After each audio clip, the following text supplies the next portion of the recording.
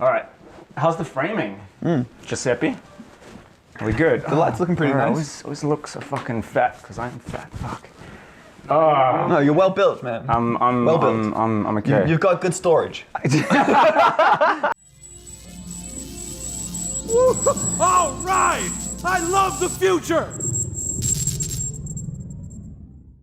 I actually fucking just wear a woman's clothing. It's too big for me. Dude, I wish I could put on. Obviously. I wish I could put on a bit of fat, man. I've just got like. That's what everyone. Look, dude. There's fucking no fat on me at all. That's what everyone I says. get If you're cold, man. skinny, Yeah. you know, you want to like put on weight, Yeah. and if you fucking got weight, then you fucking want to be skinny. You know, like we just can't. Well, I mean, like my body runs really hot. Like people like touch my skin and they're like, "Oh, you're warm as fuck," and I'm like freezing cold, and I'm like, "Yeah, my body's warm," but that's because it's like off-gassing heat to try and keep me warm, but there's no insulation, so it just goes straight out. Bro. Interesting, bro. Fuck. So interesting. Last night, actually, Joseph, just bump that camera, homie. Fuck, last night I was like in the sauna with someone. I love sauna, dude. I'm so jealous too. When you sent me that message, I was like, we should go sometime, actually. I go like every week. It's a little bit far away from your house. Where, but like, which one do you go to? The Olympic. Oh, that's the one I always go to. I go like midweek when there's fucking no one there during the day. During the day. That was my like. I used to do that like 3 or 4 times a week. I'd sit in there for like 3 hours, dude. Crazy, and just bro. like meditate, do yoga.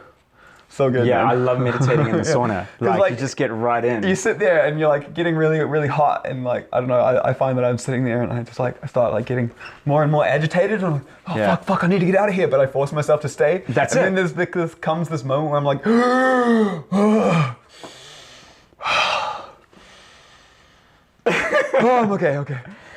I feel that too, bro. Like It makes you actually breathe noticed, properly, you know? Yeah, I noticed that like the agitation or whatever, it's just the agitation. Yeah. There's actually like, and when I connect in, I'm like, whoa, there's a part of me that's not agitated at all. Absolutely. That's and when just you sit totally there and calm. you breathe calmly, you breathe deeply, long and slow. You're like, I find that my body temperature drops right down. Like my outside temperature is like really hot from the sauna, but my core temperature drops considerably because of the from the airflow. breathing and the airflow. Because like even though you're breathing hot air in, if you breathe consistently, like quite into your diaphragm, constrict your throat. Yeah. It like creates quite a lot of draft, which cools the air down. Interesting. And so that like I cools get your internal burnt system. nostrils though, bro. Like I have to like put my, I have to like lick my finger and like stick it up my, like wet my I nostrils. usually just have like a metal ring in my nose, and like I don't even take it out, man. I find it does get really hot. But my earrings get hot, bro. Again, it's just like learning to tolerate like stuff that your body doesn't want to do, you know? Yeah, definitely. It's like that stamina that you need to like survive. That's a big thing. So do you know what that effect is called? The hormetic effect. Oh, okay. So it's like Explain. Fasting, like intermittent fasting and fasting. Being in like cold water, like the Wim Hof method and stuff, and what else? And like being in saunas and kind of everything that kind of takes you out of your comfort zone and gives you a little bit of stress in the short term. Actually has like a positive effect on your body in the long term. Well, what I've learned about sauna, because I was doing some research into intermittent fasting and keto. I try and eat keto as much as possible. I mean, I don't follow any kind of strict diet. I binge out on carbs sometimes. I think this is all pretty much keto. Actually, I don't This is keto bread. So yeah. But what I found, like through that research, is that like the process of sauna, like you're supposed to who deems what is what, you know? But like the theory is that the hot and cold, when you expose yourself to that heat.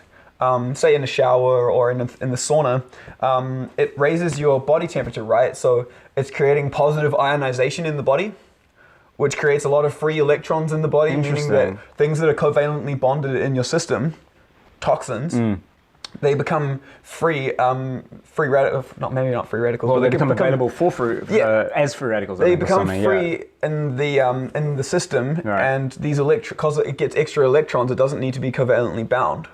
It becomes free floating in the system, and then when you like rapidly cool your system from like the cold shower, it binds it into proteins in the bloodstream, which can then be excreted. Whoa! Yeah, so that's amazing. It's a process of detoxing. You're like positively ionizing your body and then negatively ionizing your body. Wow, that's interesting. And that helps you shed toxins and stuff like that. That's why I do it for like 3 hours, man. I push myself to the absolute limits. But when you do that sort of stuff, you got to drink like really high grade salt. I don't know if you heard of Soleil. Soleil. Soleil, yeah. No, what's that? It's like.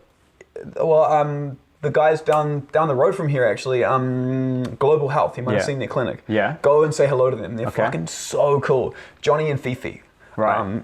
Yeah, they're really great people, and they put us onto this thing called Sole, which is like the highest grade mineral salt that you can get. It's like $50 for a sack like this, and the rocks are like fist-sized rocks that are like crystal clear. Okay. Some of them are white, some of them are pink. Yeah.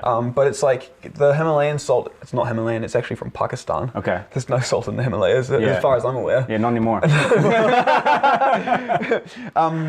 Yeah. So that's like the core of that salt. The stuff you get in the bags from the supermarket is just like the shake, the offcuts. Right. It's the crap.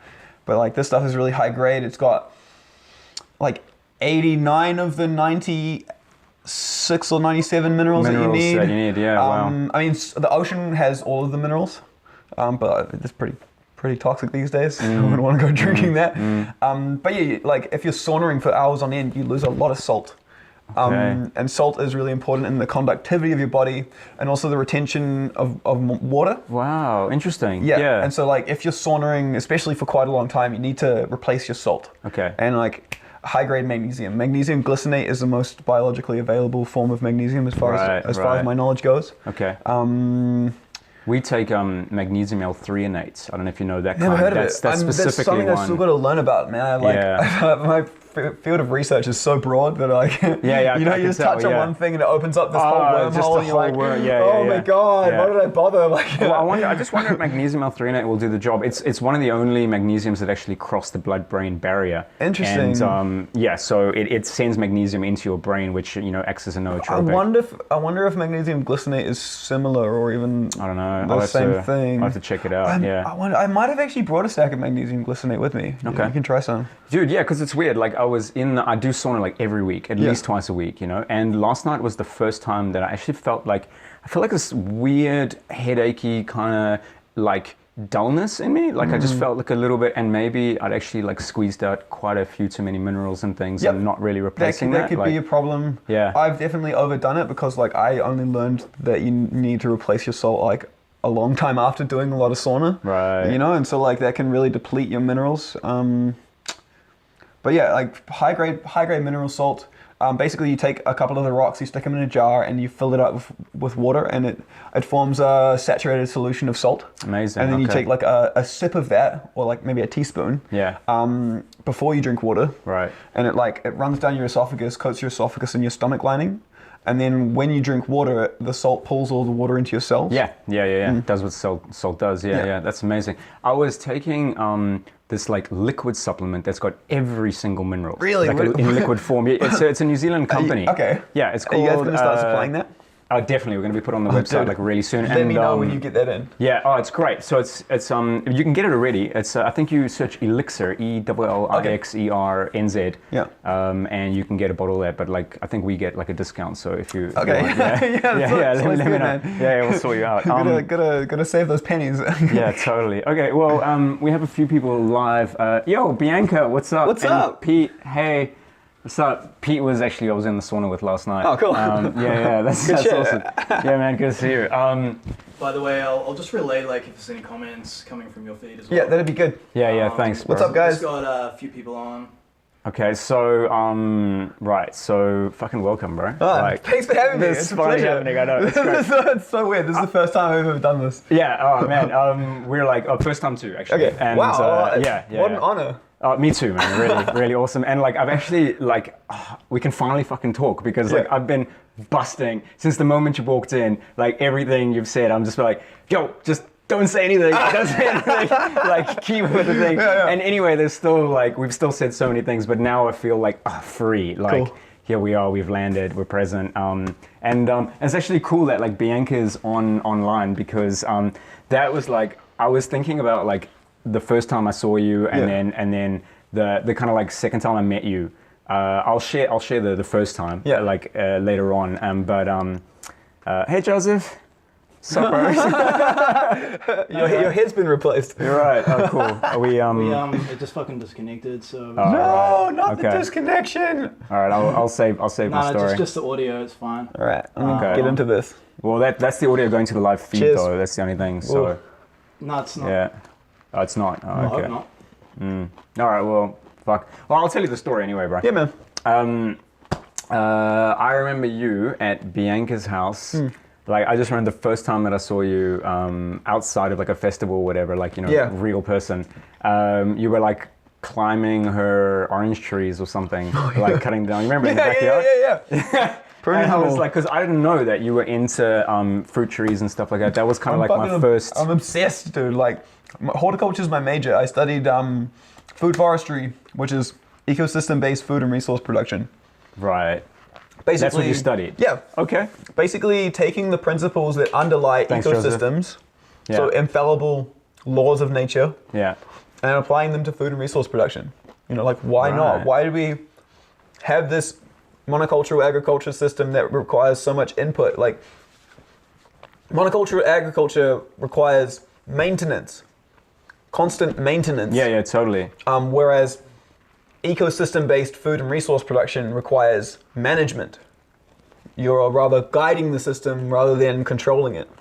You know, because nature has its own ideas, and you're never going to defeat nature. Like, it's always going to win. So you might as well roll with the flow rather than swimming against the current. And like, so like it's about harnessing or like being in touch with what nature actually wants to do. Yeah. And then supporting that rather than like fucking forcing it into your little box where it like has to, you know, conform to your rules and your timelines and your everything, you know? That's like, amazing. Okay. I'm still trying to like bang out of some sort of introduction. Yeah. So I was up in a orange tree, like pruning off all the branches because it was like real big and leggy, and it was like because when they get too tall, it becomes the cost of pumping nutrients against gravity outweighs the nutrients generated. I remember you telling me this actually. So like if you cut the limb so that it's got a lower center, then it lowers the cost of pumping nutrients against gravity. Yeah, totally. I did that with my dad's avocado tree. This thing is like huge, like he's got a pretty like big house, and it goes even higher than the roof. Massive, must be like almost 10 meters, and just never gave any avocados, like anything. And we thought because there weren't maybe any avocados in the area or something that it wasn't like pollinating. Well, how old was it? Old, man, like because they take about more than 9 15 years. Yeah. Wow. No, it's old tree, and that's why we were like, what the hell? So we trimmed the whole thing down. Yeah.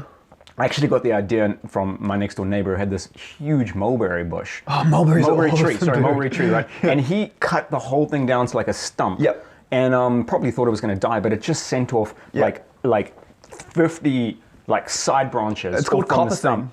Yeah. Right. So it's mulberry is a suckering shrub or low tree, and if you top it, then it just like it goes nuts. Well, so it sent off like 50 side branches all up, and the whole thing was like so full of mulberries. Yeah. Like if the dude cut it down because it was making a mess before, like it was making a hell of a lot more mess. It was giving like a lot of fruit after that. Well, you got to think about like how big the root system is when you do something like that to a tree of that size. Like it's got a fully established full tree root system, and then you cut it down to ground level, you've completely lowered the cost of pumping nutrients against gravity. But it's still got all those tunnels and everything. It's got this massive root system and huge access to minerals and nutrients, and that's why it puts up so many shoots. You know, like if you cut a pine tree at the base, it will just die because it doesn't have the same. Oh, really? Okay, so certain trees, if you cut them, they're gone. It's like pines come from a group of plants called gymnosperms. They're like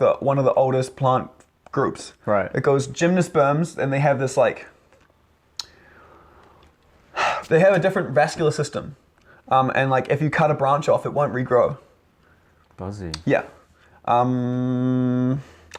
It's been a while since I've done like basic plant biology. Okay. But then you got angiosperms. So you got gymnosperms. Angiosperms came after gymnosperms. Within angiosperm, there's two different groups. There's dicots and monocots. Right. So monocots came before dicots. So grasses are monocotyledonous. Basically, they have like one little solar panel that comes out of the seed, and it grows like a fibrous root system. Whereas dicots, they form like two little solar panels, and they have like I remember this from like leaves. grade school, but like baby shit. Like I remember when we just put the bean in the in the cotton wool and like dicotyledonous. There you go. Get to like sprout it and stuff, but I never turned it into a big tree. Like I actually checked how it works. Yeah. I mean, so like not all plants are vegetative. But like things like mulberry are extremely vegetative, and they'll often even put up like suckers from like 10 meters away, you know? Really? Because their roots will run. I did and not then know like that. it'll stick up a new shoot like and form a whole new tree, but it's part of the same organism. There is so much happening like literally beneath the surface Yeah, that I mean, we like, can't see, you know? Pretty much all ecosystems do this. I was reading an article about root grafting. And so I've seen root grafting. Root grafting? Root grafting. Okay, what is that? So where the roots of trees grow into one another and they form like, even though they're two separate genetic individuals, they'll grow their roots into one another. And pine forests do this. Well, I was going down the west coast last year, and I mean like the tides are going fucking crazy these days. They're coming like way up the beaches and washing them out. And then there was this like stand of pine trees. There must have been like 5 or 6 trees like really close together. And they'd been chopped down, but the ocean had eventually like come up and washed the underside of the roots out. Yeah. And these trees, they were like literally this far apart. And you can see the roots just grow straight into one another. There's no like, it's just like. So It what's becomes the two trees. benefit? What's the benefit for the trees? Like, Well, why are they doing resource that? share. Okay. You know? Right. And so like. Wow. Community. Yeah. This is how like, because like adult trees feed their young. So like there was an experiment they did to find out how these like young saplings are able to grow in pretty much completely low They're light, tapping into the low light parents. conditions, you know. And what happens is like either through the Wow. mycorrhizal network or through even root grafting, probably more likely root grafting as well. The adult tree feeds nutrients to the young. What they did was they stuck a bag around That's a cheating. branch. That's amazing. Cheating, it's cheating. You know, but come on, like think about our parents. They feed us. You Yeah, know? no. I mean, I think it's amazing. Like, Did you say that's genius or that's cheating? I said it's cheating. No, only because like pine trees are known to kind of like destroy forests. Like as Well, an example, you know? they use allelopathy to create so allelopathic chemical warfare. Plants produce compounds that suppress other plant species. Yeah. You know, and so by dropping their pine needles, they needles create, everywhere, yeah. an environment that is more hospitable to their own kind. Yeah. Grass does this as well. Yeah. It forms Kikuyu is crazy. monoculture. Yeah. Yeah, kikuyu is nuts, Crazy, dude. bro. It's Yeah, I yeah. hate kikuyu, It's insane, man. eh? And it's Oh amazing my because you can God. actually literally just like cut off a piece of kikuyu and Yeah, just stick it somewhere else. anywhere. and it'll go- Yeah. It's like a hydra. Yeah, it's so cool. Yeah. Oh, that's amazing, dude. And so what they did is they took carbon-14 Yeah. and they made carbon dioxide. And they pumped it into this bag. So the tree breathes in carbon dioxide. It uses photosynthesis to create hydrocarbons or plant sugars. And then from my research, when I was studying food forestry, I found that more than 60% of photosynthetic compounds get dumped into the soil as root exudes. Why? To encourage certain types of bacteria and other microbes at certain times of year that eat those photosynthates, the sugars, Yeah. and they leave behind certain kinds of waste like phosphorus, potassium, nitrogen. You know, phosphorus and potassium are really important for flowering fruiting. That's Whereas incredible. nitrogen is extremely important for shoot growth. But also, what I've found is that the mycorrhizal network has been shown to hoard nitrogen at certain times of year. Okay, wait. What's the mycorrhizal network? Okay, so there are 3 different main groups of fungi. You got parasitic, so Cordyceps. cordyceps, All that, yeah. fungi that eat live organisms. Say, athlete's foot is a fungal parasite. Cordyceps is an insect parasite. Trichoderma is a fungal parasite. It's a fungus that eats other fungus. And so then you've got saprophytic, which is mushrooms that eat dead stuff. You know, so like wood debris, dry grass, compost, stuff like that. And then you have mycorrhizal, which is it's a type of fungus that has an obligate symbiosis with a plant. And so like it's easier to list the number of species that don't have mycorrhizal associations. You know, because like 90% of plants do have obligate mycorrhizal associations. Wow, So okay. mycorrhiza means in Latin, myco means fungus and rhiza means roots. Fungus roots. Fuzzy. And this is actually like connecting up a network of like trees and plants and everything. Yeah, like it connects the whole ecosystem. Wow. It's like the internet of the underworld. Yeah, I have heard about this before. So like, but the Wood Wide Web. Nice, right? But kind of what you were saying before was that certain plants attract certain mycorrhizal. Well, yeah, actually, like they do have what I would call ephemeral. Yeah, like families mycorrhizal associations. Right. So like seasonally, they will have associations with different types of fungus, even. You know, and they don't just associate with one type of fungus; they associate with many different types of fungus. Right.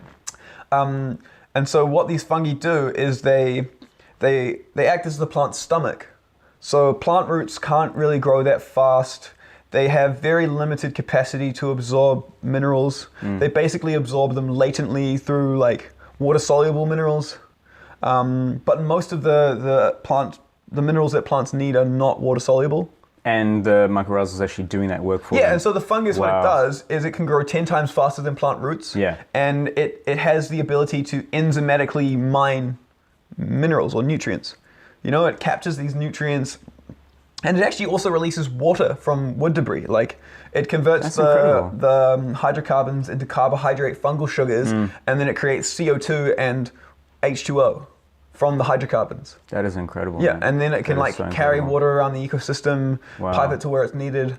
It carries it with it as it grows, so it has moisture.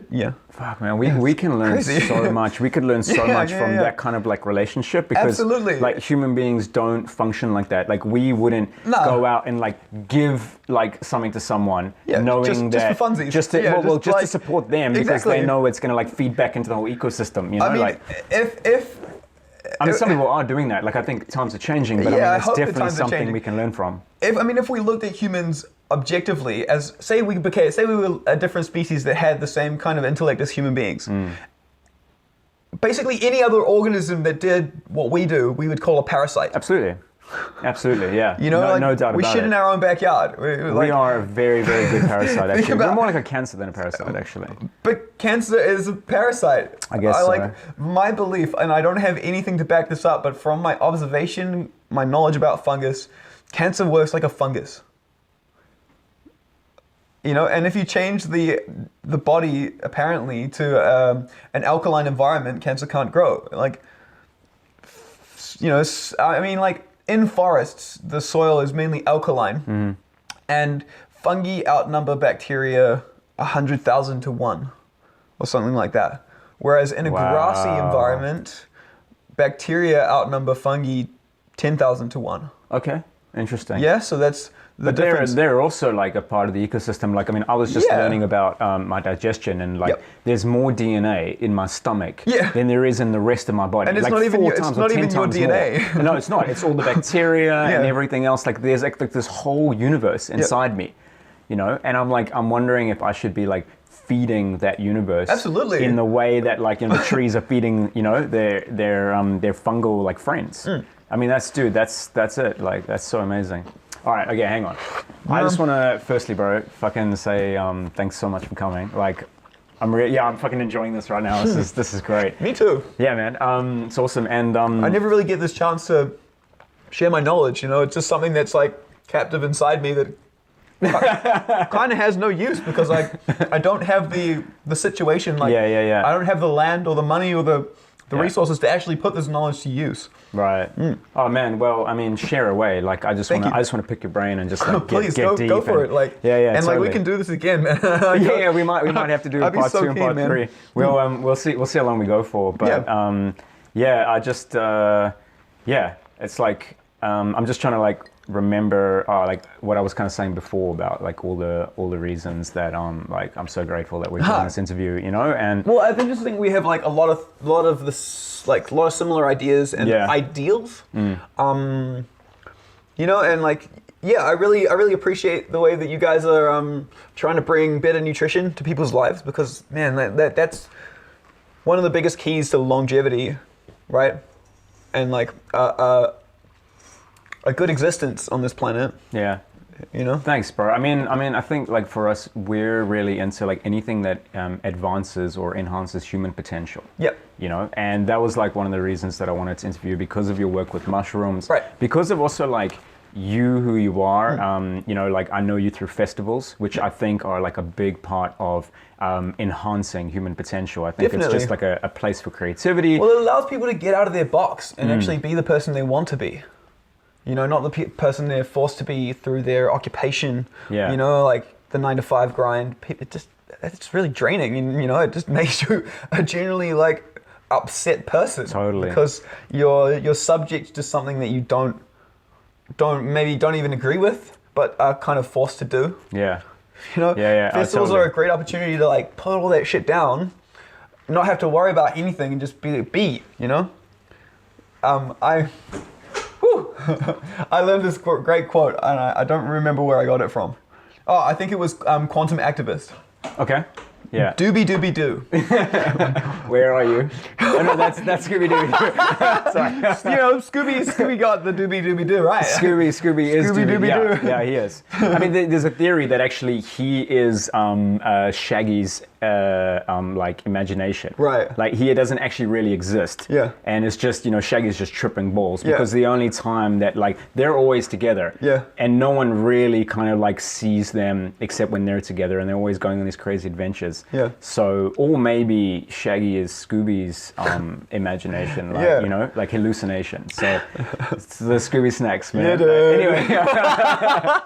Okay. So yeah, doobie doobie doo. You yeah. must do, and then be, and allow the Oh, universe. doobie doobie doo. Doobie doobie doo. Yeah. Allow the universe to assimilate what you've done Right.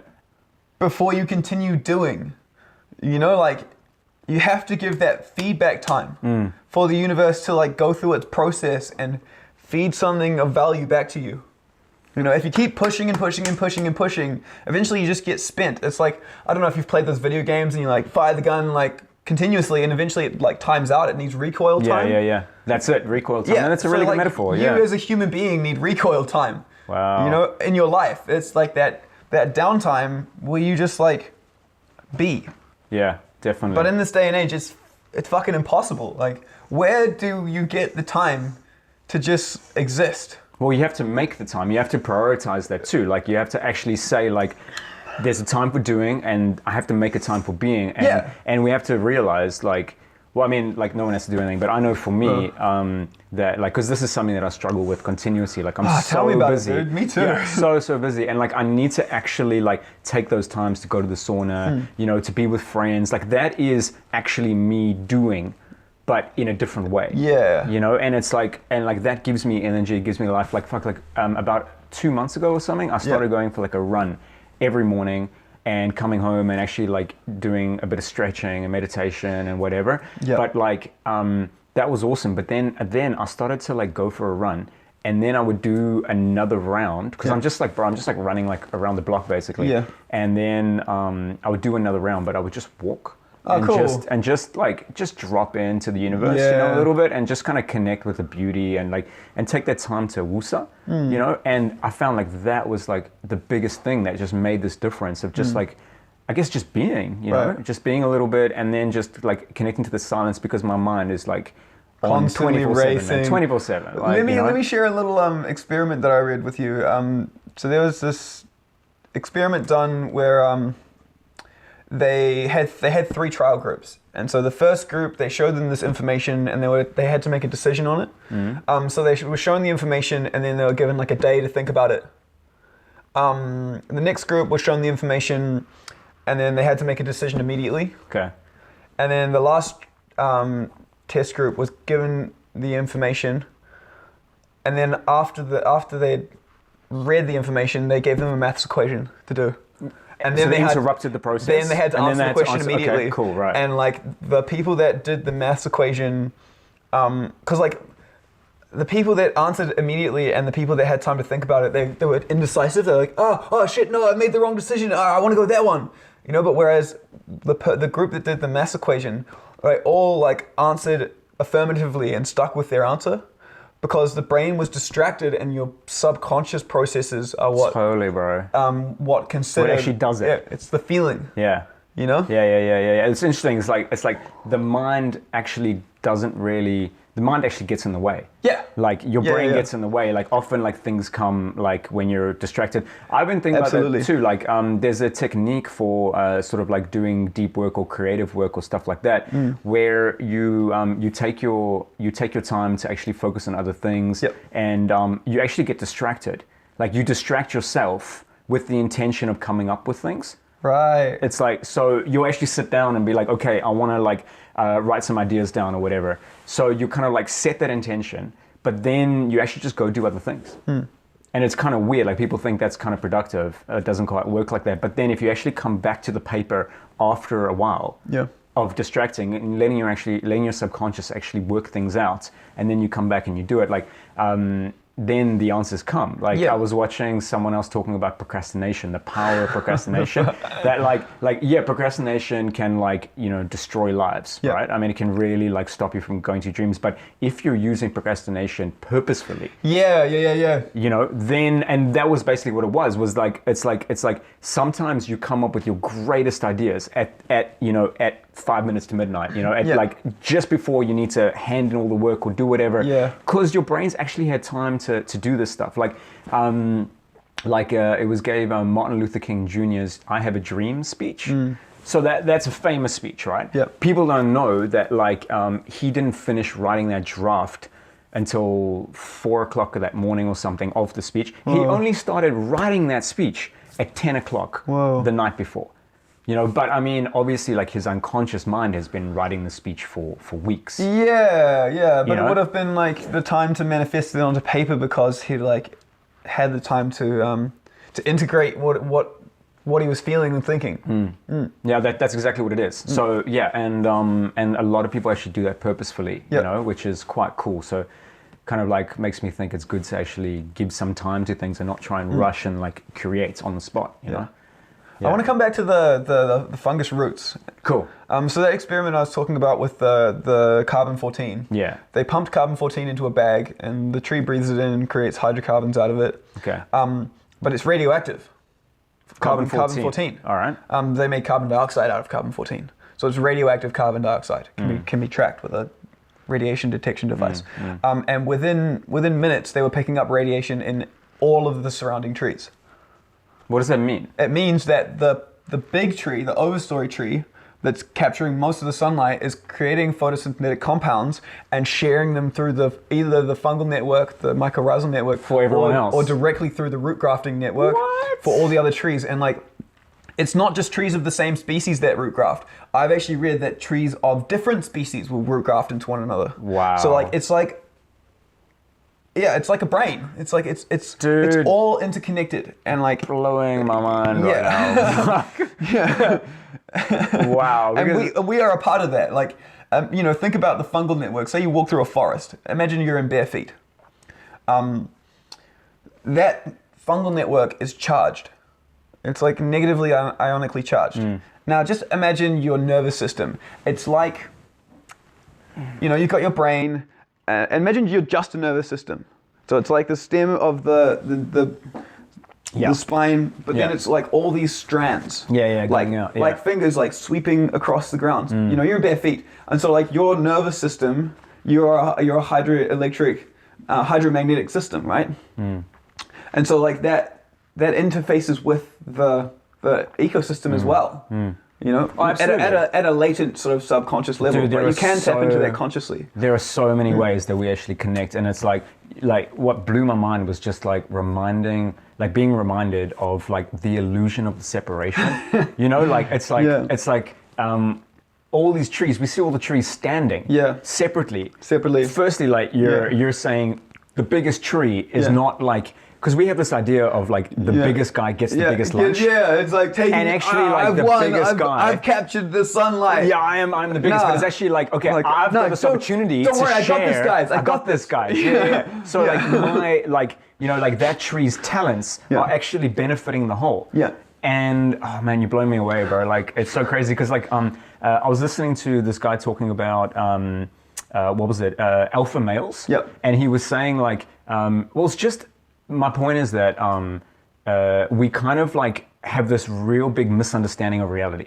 Like we kind of see all the trees separate. We don't realize that under the surface they're working together. I mean, the biggest tree is helping. You know, and then he was talking about like alpha males. We've got this idea that like an alpha male is the kind of like strongest, biggest guy in society who then gets fed everything or whatever. That's ridiculous. So this guy who's an anthropologist, social anthropologist, or animal anthropologist, he went and like studied all these primate populations, and he found that like the alpha male, or sometimes an alpha female, is actually the biggest nurturer in the group, the person who solves the problems, the person who's looking after everybody, and grooming. Like they actually did like a scale of like every member of the group, and you have like this kind of like scale, if you have like a bar graph, you know, of every person or every member of the group and how much they care for others and do grooming. It was like this kind of like, it went like a hierarchy like that, and then you had the alpha,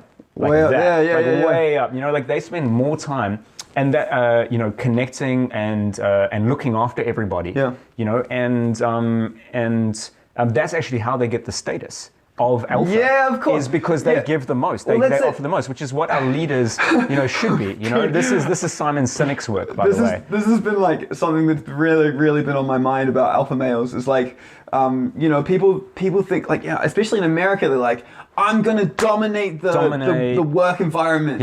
You know, but it's like, people in power shouldn't be in power because they beat everybody else up and you know, claimed that power. They should be in power and places of leadership because they take the most responsibility and they're the most accountable.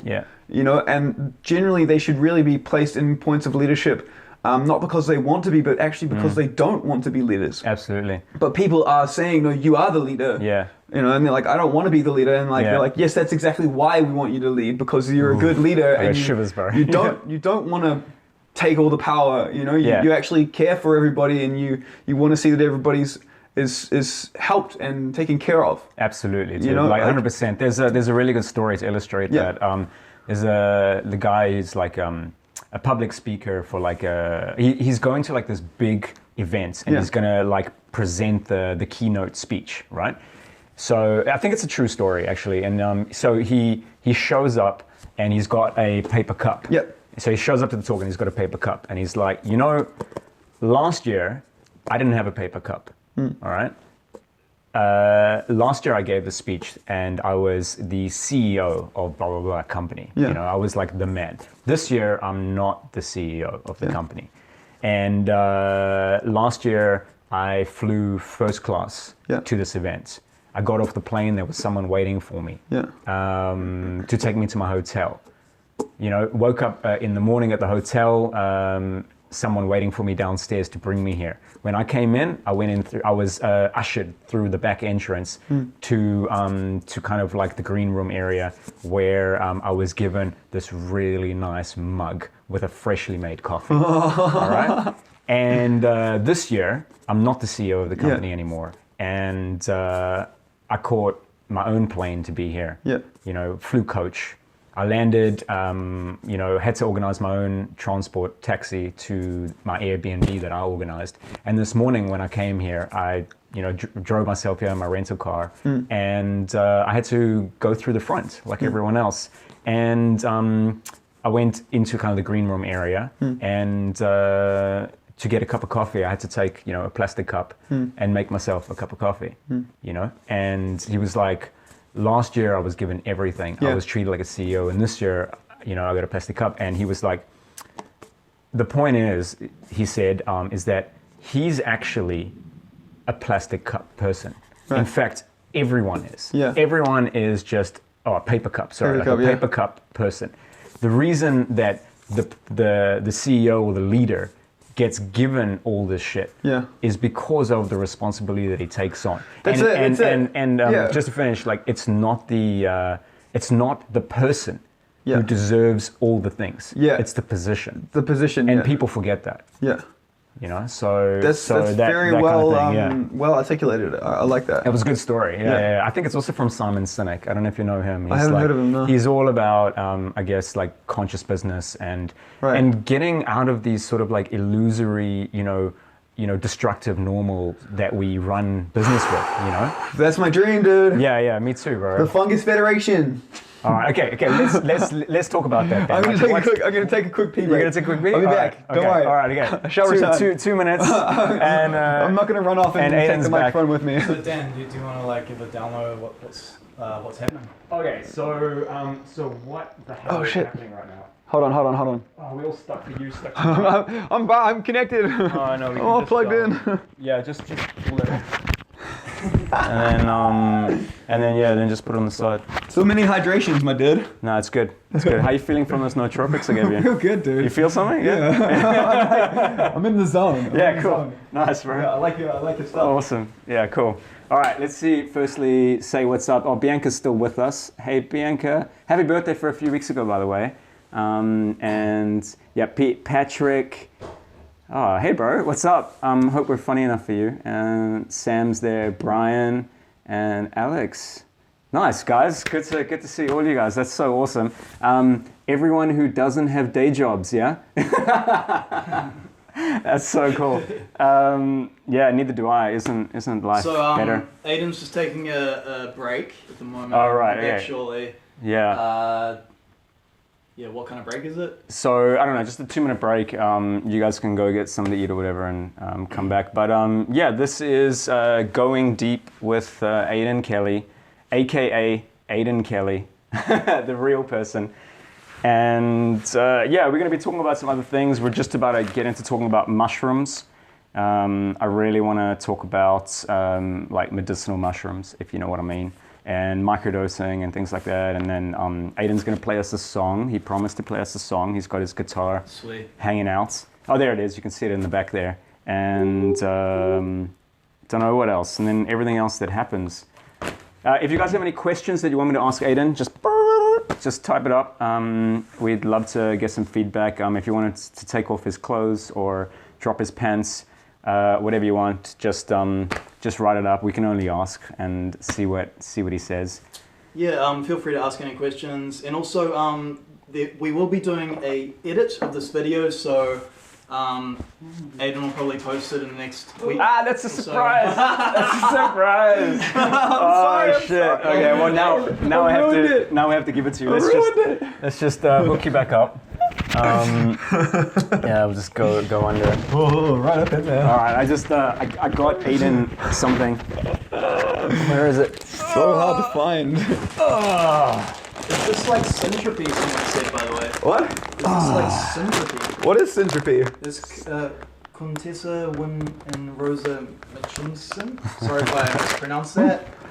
Yeah, we've got a few other things.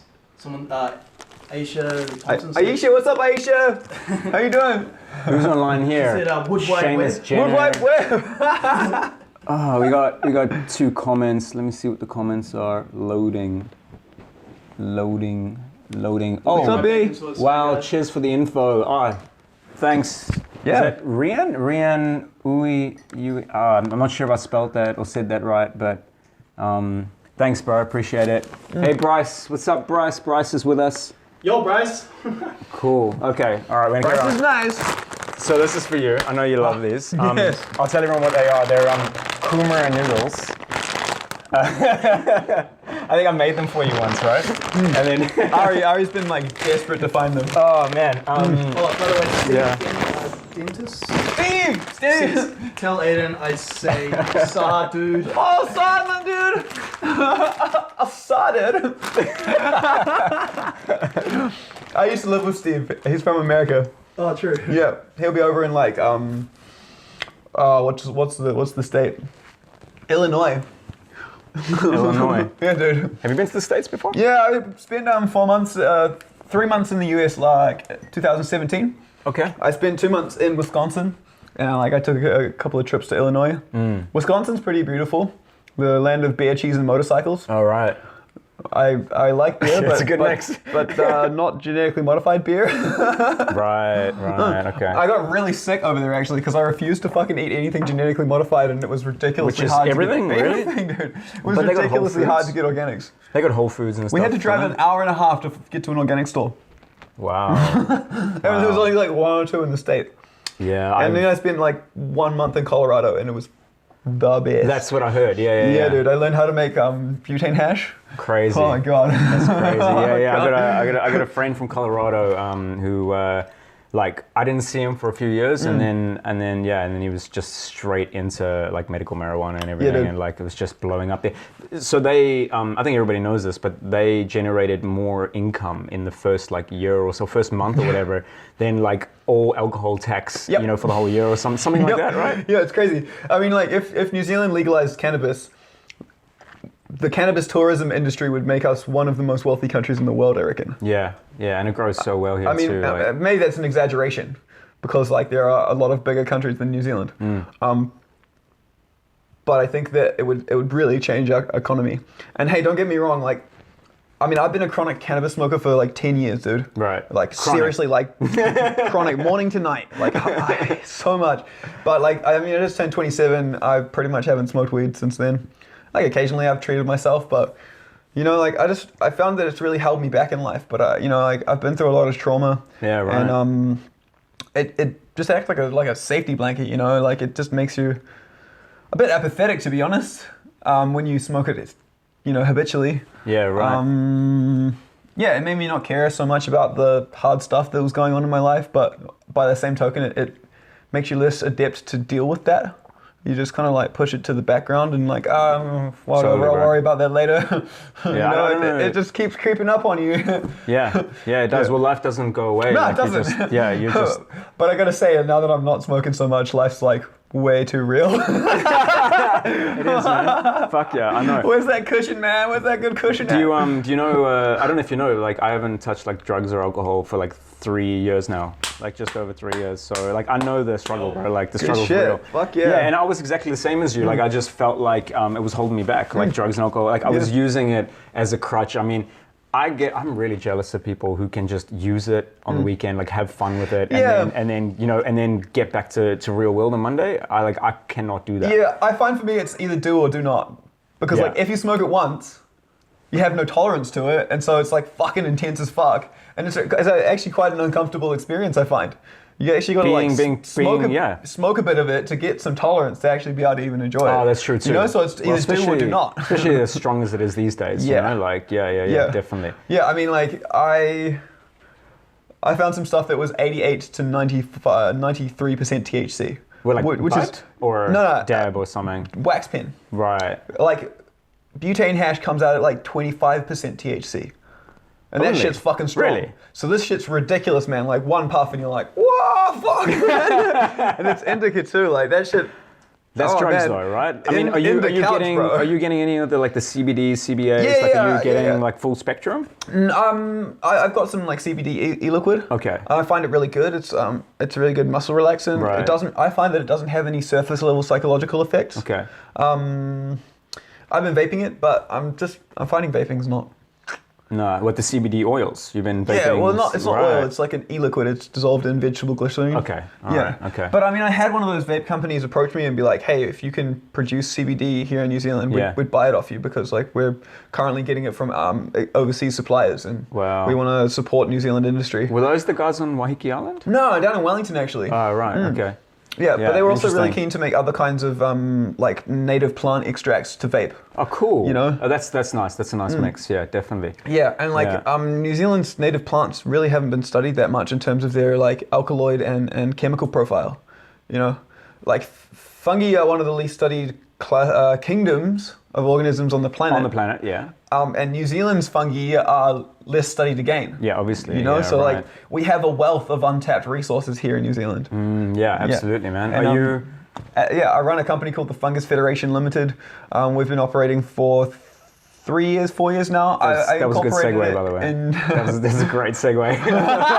I incorporated the company in June of 2016.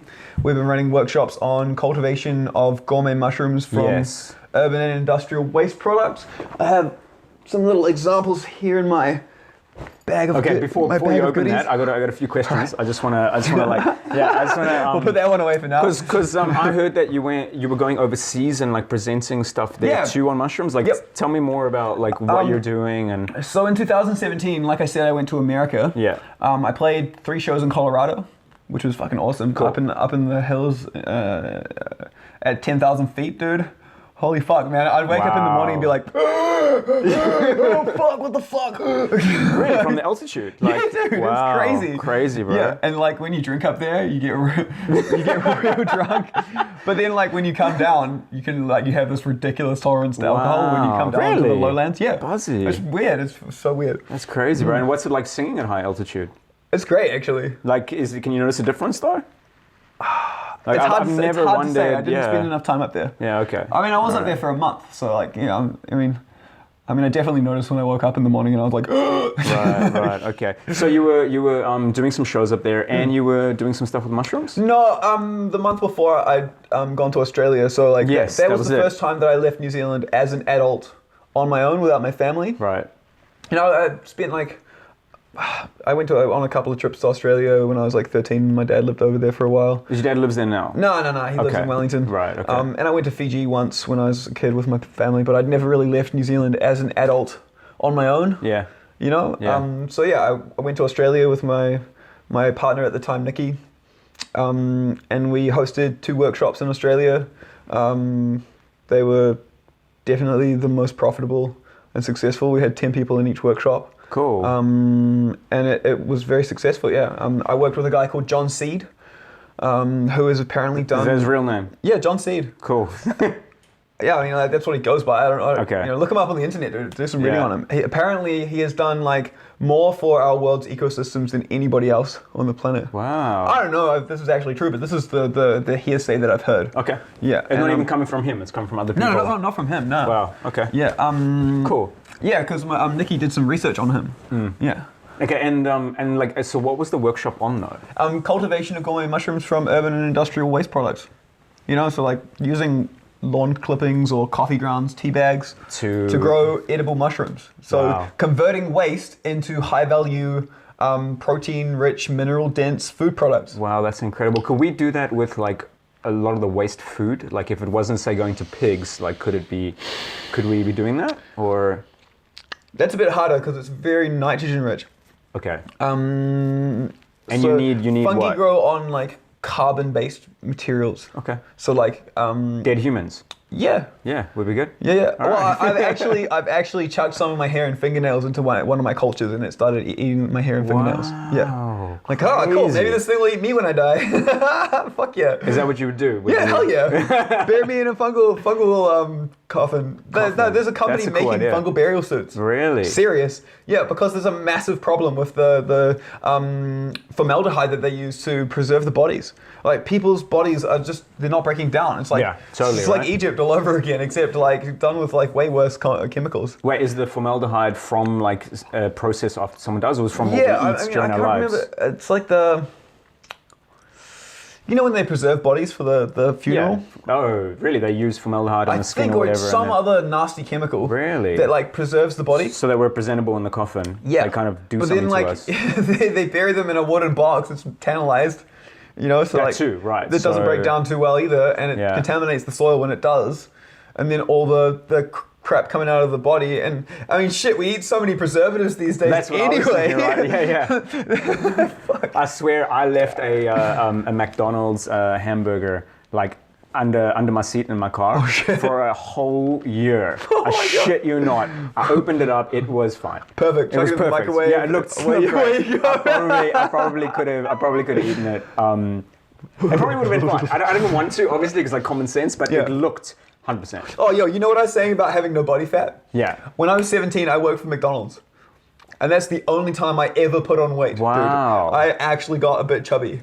Yeah. Were you eating a lot of McDonald's? Yeah, every day, dude. I got free McDonald's every Because day. that might not necessarily have been like fat, No, it's fat. the carbohydrate. Yeah, well, it's also a protective mechanism. Your body like gets Interesting. like a whole layer of like protection around you. Yeah, basically it's inflammation. And Inflammation, true. yeah, like it's not necessarily just like healthy fat. Because you know you get two different kinds of fat. You get the brown fat and like white fat. Adipose and they're kind of tissue. Yeah, and, yeah, that's it. I I don't remember which one. I was like studying up Yeah. on the Wim Hof method, and he's Yeah. talking about his like brown fat, that he's got like more brown fat and stuff. And Adipose tissue is in between the organs is really bad. That's it. So like if you see people with like the big pot belly, that's not actually like, it's not surface skin fat. It's fat between the organs, and that can cause like some terrible diseases, really, really bad. So I read somewhere that that's actually like a inflammatory response to stresses. Too much sugar. Yeah. Yeah. Probably. So like sugar in the body, like it gets converted into glycogen, first and foremost, which is like triglyceride or something like that. Kind of sounds like stuff they use to make bombs. Yeah. And then that gets stored in the muscles. And then when the glycogen stores get filled up, the body starts storing, I think it starts storing it as fat. In the surface skin, but also between the organs. But then like eventually like it can cause fatty liver disease, too much sugar. You know, where like fat globules literally start building up in your liver. Yeah, it's scary, dude. It's fucking scary. So scary. Yeah. So yeah, I mean, sugar is delicious, but it's the fucking devil. I swear to God. Right. You know. Yeah. And I'm no saint, believe me. No, me neither, man. Me neither. I had a sugar binge on the weekend. If you could do one thing to benefit your health, it would be minimizing sugar as much as possible. I've been studying a bit of keto and intermittent fasting, and from what I've learned, carbohydrate is not necessary for existence, period. You do not need any carbohydrate in your diet whatsoever. You know, people say it's a critical fuel source, but it's an absolute lie. It's generated by the food industry. Well, I just feel like everyone's different too. Everyone's bodies are kind of different, so it's not like black or white. It does, but your body use ketones. Yeah, but your liver can create glucose from the glycol backbone of fat. Your body literally manufactures glucose from fat. Okay. Yeah, the brain supposedly uses 2/3 ketones and 1/3 glucose, which it manufactures the ketones and the glucose both from fat.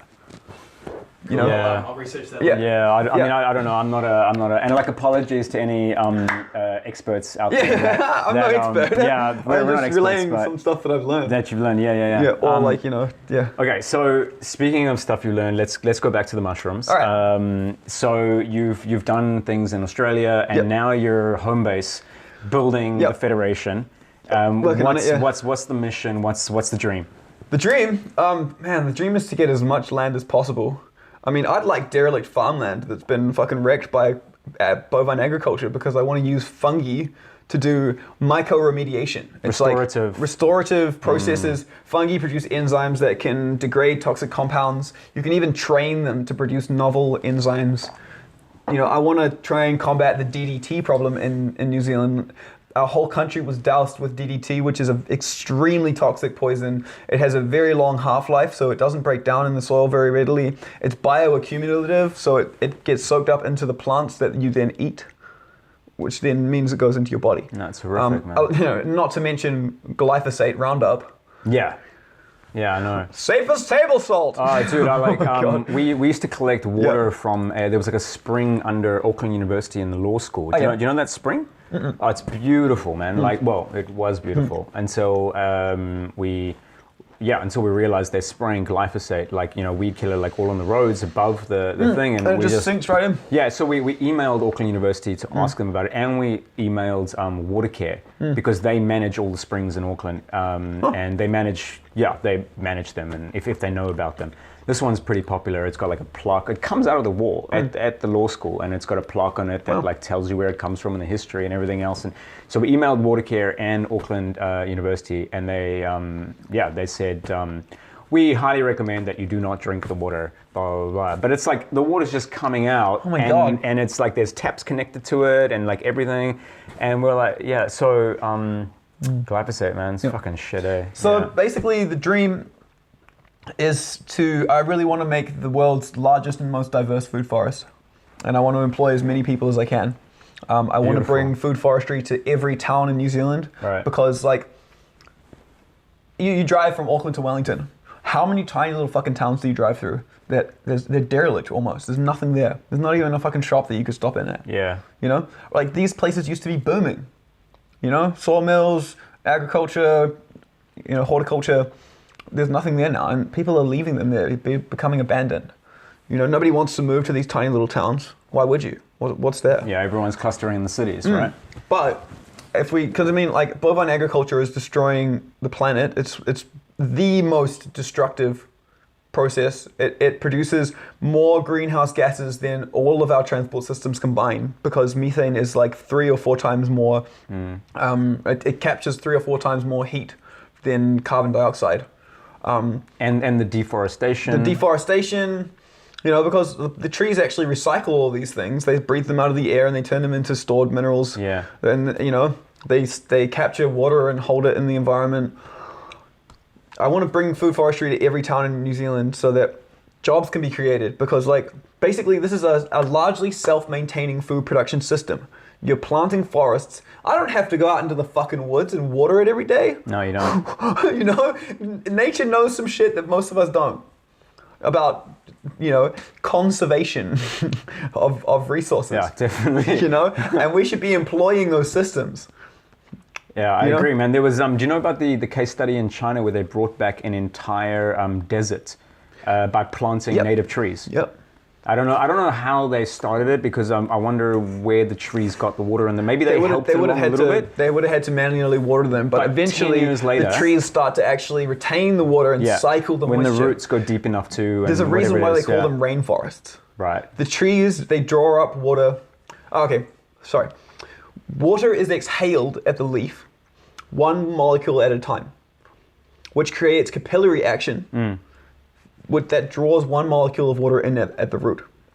They're constantly breathing out moisture into the air, which then accumulates and forms clouds.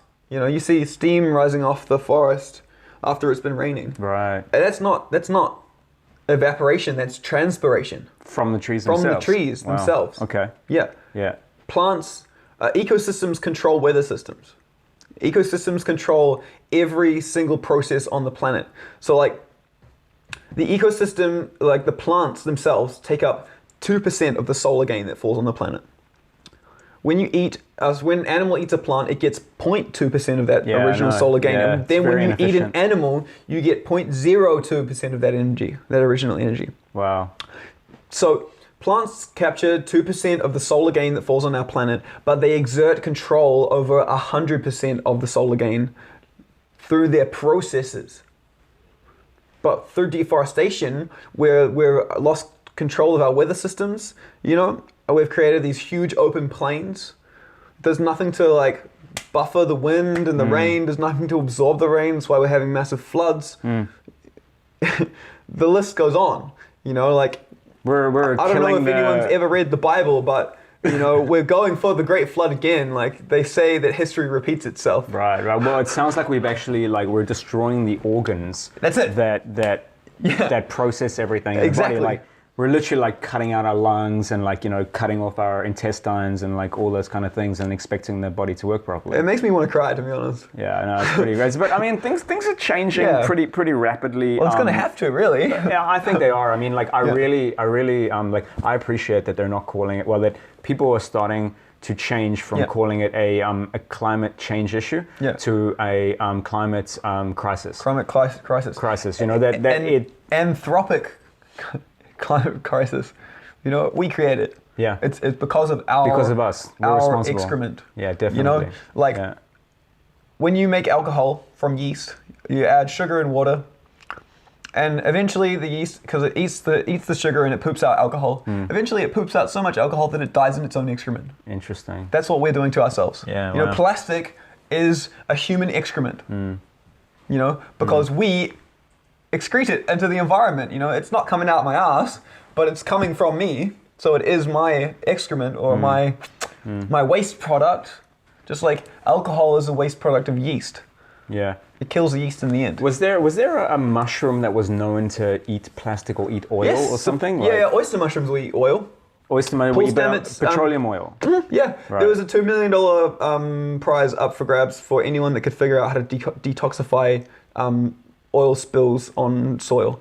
And a bunch of companies tried a bunch of different stuff, enzymes, bacteria, chemicals, and Paul Stamets oyster mushrooms were the only ones that actually not only cleansed the soil, but the plants started growing in the soil, birds came back to the soil, bugs got into the soil, and the mushrooms that grew were 10 10 times the size of a normal oyster mushroom, Wow. and supposedly they were perfectly edible as well. Really? Because the oyster mushroom uses enzymes to convert the hydrocarbons of the petroleum into carbohydrate fungal sugars. Crazy, dude. Mushrooms are intergalactic, beings. Yeah. Like, Well, the spore coat can tolerate a vacuum, and there's water on asteroids. totally. They're Martians. They're like alien species come here to like do Yeah. crazy shit. So the directive of the Fungus Federation, it's a fungal research and development company Right. aimed at studying fungal medicines and technologies.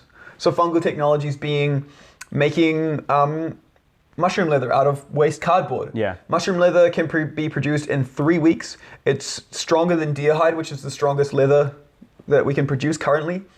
How long does it take to grow a deer to get a hide? Like 2 years, 3 years? How much resources does it take to actually produce that animal? You could feed 12 people for a year off the same resources it takes to produce one cow. Really? That could feed one person for a year. Totally. And then mushrooms just a lot less intensive. Like you Yeah, can grow I them mean, anywhere. They are classified as a keystone species because they are the only things that have the ability to unlock like tough minerals like lignin, chitin, cellulose. Like they, if you're walking through the forest and you see a weird little ring on a rock that's kind of greeny, yellowy, Yeah.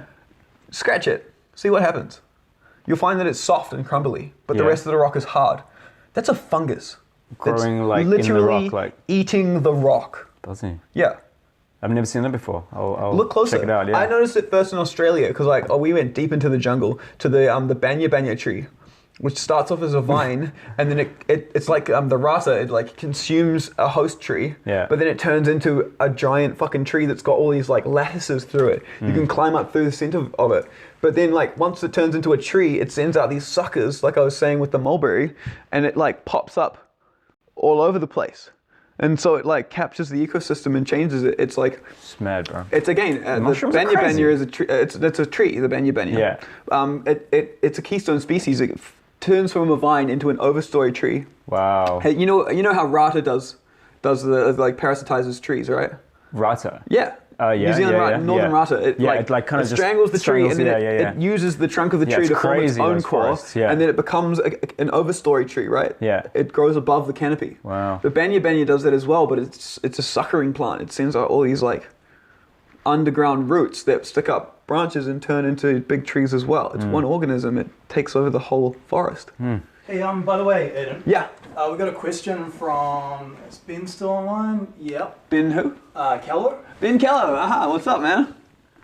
He just said, stop in at the community garden in Taihape next time you pass through. Oh, cool. There was a lot of potential. Then he said, hey, Aidan, to get a scale as to what's realistic and help build a mental picture, say if you started this food forest project physically when we were at Wilderland 2013-ish, Yeah. and had kept it up as you aim to, Yeah. at the scale you envision current, what Yeah. would you be looking at now? You'd be looking at a well-established forest with many different layers in it, and like a lot of the plants that would have been started off would have divided themselves. Basically, like you only need a stock bed. You need like 2 of every type of plant that you want, and from there you can crossbreed or vegetatively reproduce any of them. And so that would have been spread throughout Wilderland and been a very well-established environment that would have been quite productive as well and required minimal maintenance. I mean, the idea behind it all is management. You know, you use the processes that nature uses to govern the ecosystem to guide and manage the system. I wish that Wilderland had put more effort into that project. But yeah, I think that there would have been a lot of potential. And say you could have got a system up and running like that, that would mean that you would have enough plant stock to then go to other places and take those basic stock plants with you and divide it. It's like a nucleus. Imagine a cell dividing, you know? That's the same way that food forestry would work over time, is that you would divide off plants and take them to new places and start them up, Yeah, I don't know. I'm kind of rambling, and I don't. This is consistency. It's all theoretical, man. It's very hard to say what it would have looked like. You know, It's a process, Yeah, right? it is a like process. It's a process. Yeah. Yeah, we're all trying to figure things out, I think. And like for me, the most important thing is just to start, you know, and you've started something and you're working on it. Yeah. All right, what's in the bag? What's in the bag? What's in the bag? What do we got in the bag? Yeah. Oh shit. Okay. All right.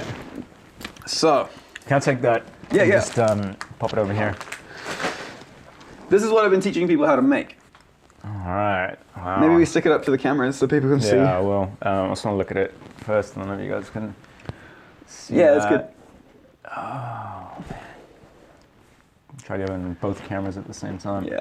That's crazy. Can I open it? No, Okay. no, it has to stay closed. It's All right. a sterile environment. What is it?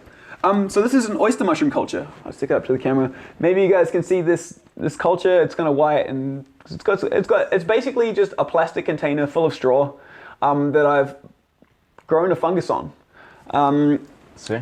Yeah, it's got a bit of contamination in it because I used old spawn, but that's fine. Okay.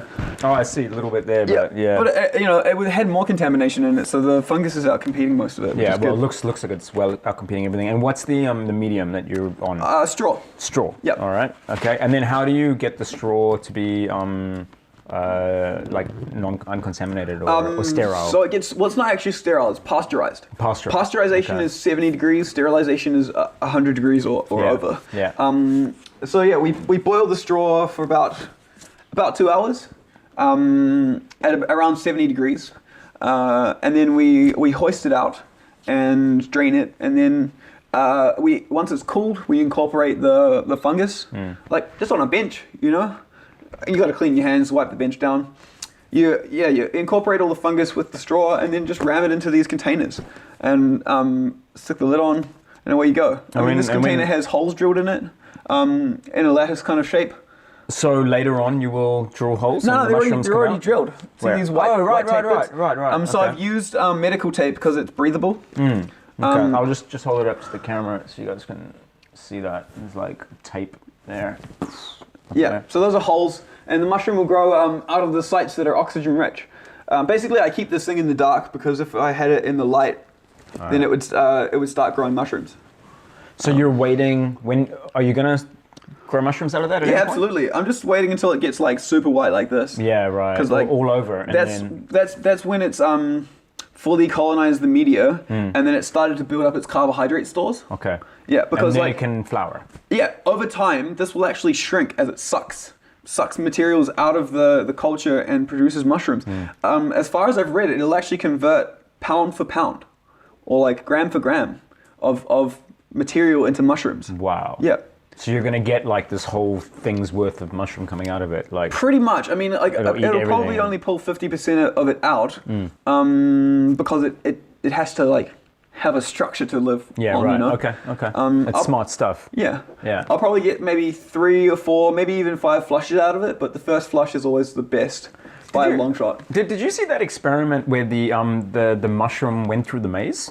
Yes. That's Yeah, crazy. it rerouted, it remapped Japan's subway system That in the too, most yeah. like effective method possible. Wow, that's a crazy Yeah. experiment. Yeah, So, for like, those it's- at home who don't know, I don't know if you want to Yeah, no, run through it. I can't remember what the Well, experiment's called, so if you do. like, there were 2 different experiments, the Yeah. mapping, whatever. But the one that I saw was they made a maze, Yeah. and they let the mushroom kind of grow through the maze because they Yeah. put a food source at the end of it. Yeah. And the mushroom actually eventually found its way through the maze. Yeah. To the food source, Yeah. right? Then they took a little cutting of it, Yeah. and they regrafted it onto a new maze. No, the exact same maze, Yeah. but a new copy of it. Okay. With the food at the front, and the mushroom didn't just grow randomly. Yeah, it grew followed the perfect path. No, it actually just went straight over. Oh, shit. And the fastest path was actually straight over. I mean, it's not a rat. It doesn't have to go through the maze. Yeah. It just grew like straight over to the food, and that was it. And it didn't use any extra resources. Like Yeah. I mean that shows that it has memory. Yep. It almost has like spatial recognition, Yep. and it passes on that memory to its children or whatever. Well, Like, fungi it's crazy. more bro. closely related to animals than they are plants. Plants, So we yeah. actually have a direct ancestor with fungi. It's called a Paislaconta. can look that up online. It's spelled with an O. Right. OPICL. No, I'm not. That's okay. Just Google it. Yeah, Google it. Apaislaconta. And so basically, when we diverged from Apaislaconta into fungi and animalia, fungi developed externalized respiratory and digestive systems, enzymatic digestive systems, whereas as animals becoming terrestrial, we have to move to get our food, and we store it inside like a sack. We developed internalized respiratory and digestive systems. Yeah, but we use the same enzymatic digestive systems, the same kind of respiratory systems. It's just the fungus systems that are externalized, and it lives on a micro scale. Yeah, but it's the same. But it still traverses the really environment, hunting for food. Did you know that oyster mushrooms hunt nematodes? In what way? They create these little traps. Yeah. And so like oyster mushrooms naturally live in like standing deadwood. Yes. So like the cabbage tree is a really great example. The phoenix oyster grows on a cabbage tree. And so like in the wild, these mushrooms would naturally grow out of standing branches, and inside these branches there are a lot of insects and bugs that bore holes, and one of them is a nematode, which is like a microscopic worm. And so the fungus, the word is nematogenous. Oyster mushrooms are nematogenous. They eat nematodes. Crazy. They literally hunt them. So it's like cordyceps, killing insects. Insects and stuff. Yeah. It creates these little traps, like imagine like that, and then the nematode swims through, and it triggers the trap, and it snaps shut. And it's a mushroom. Yeah. That's Look it insane. up, man. That's insane, bro. I was reading about it on Google, and that word came up.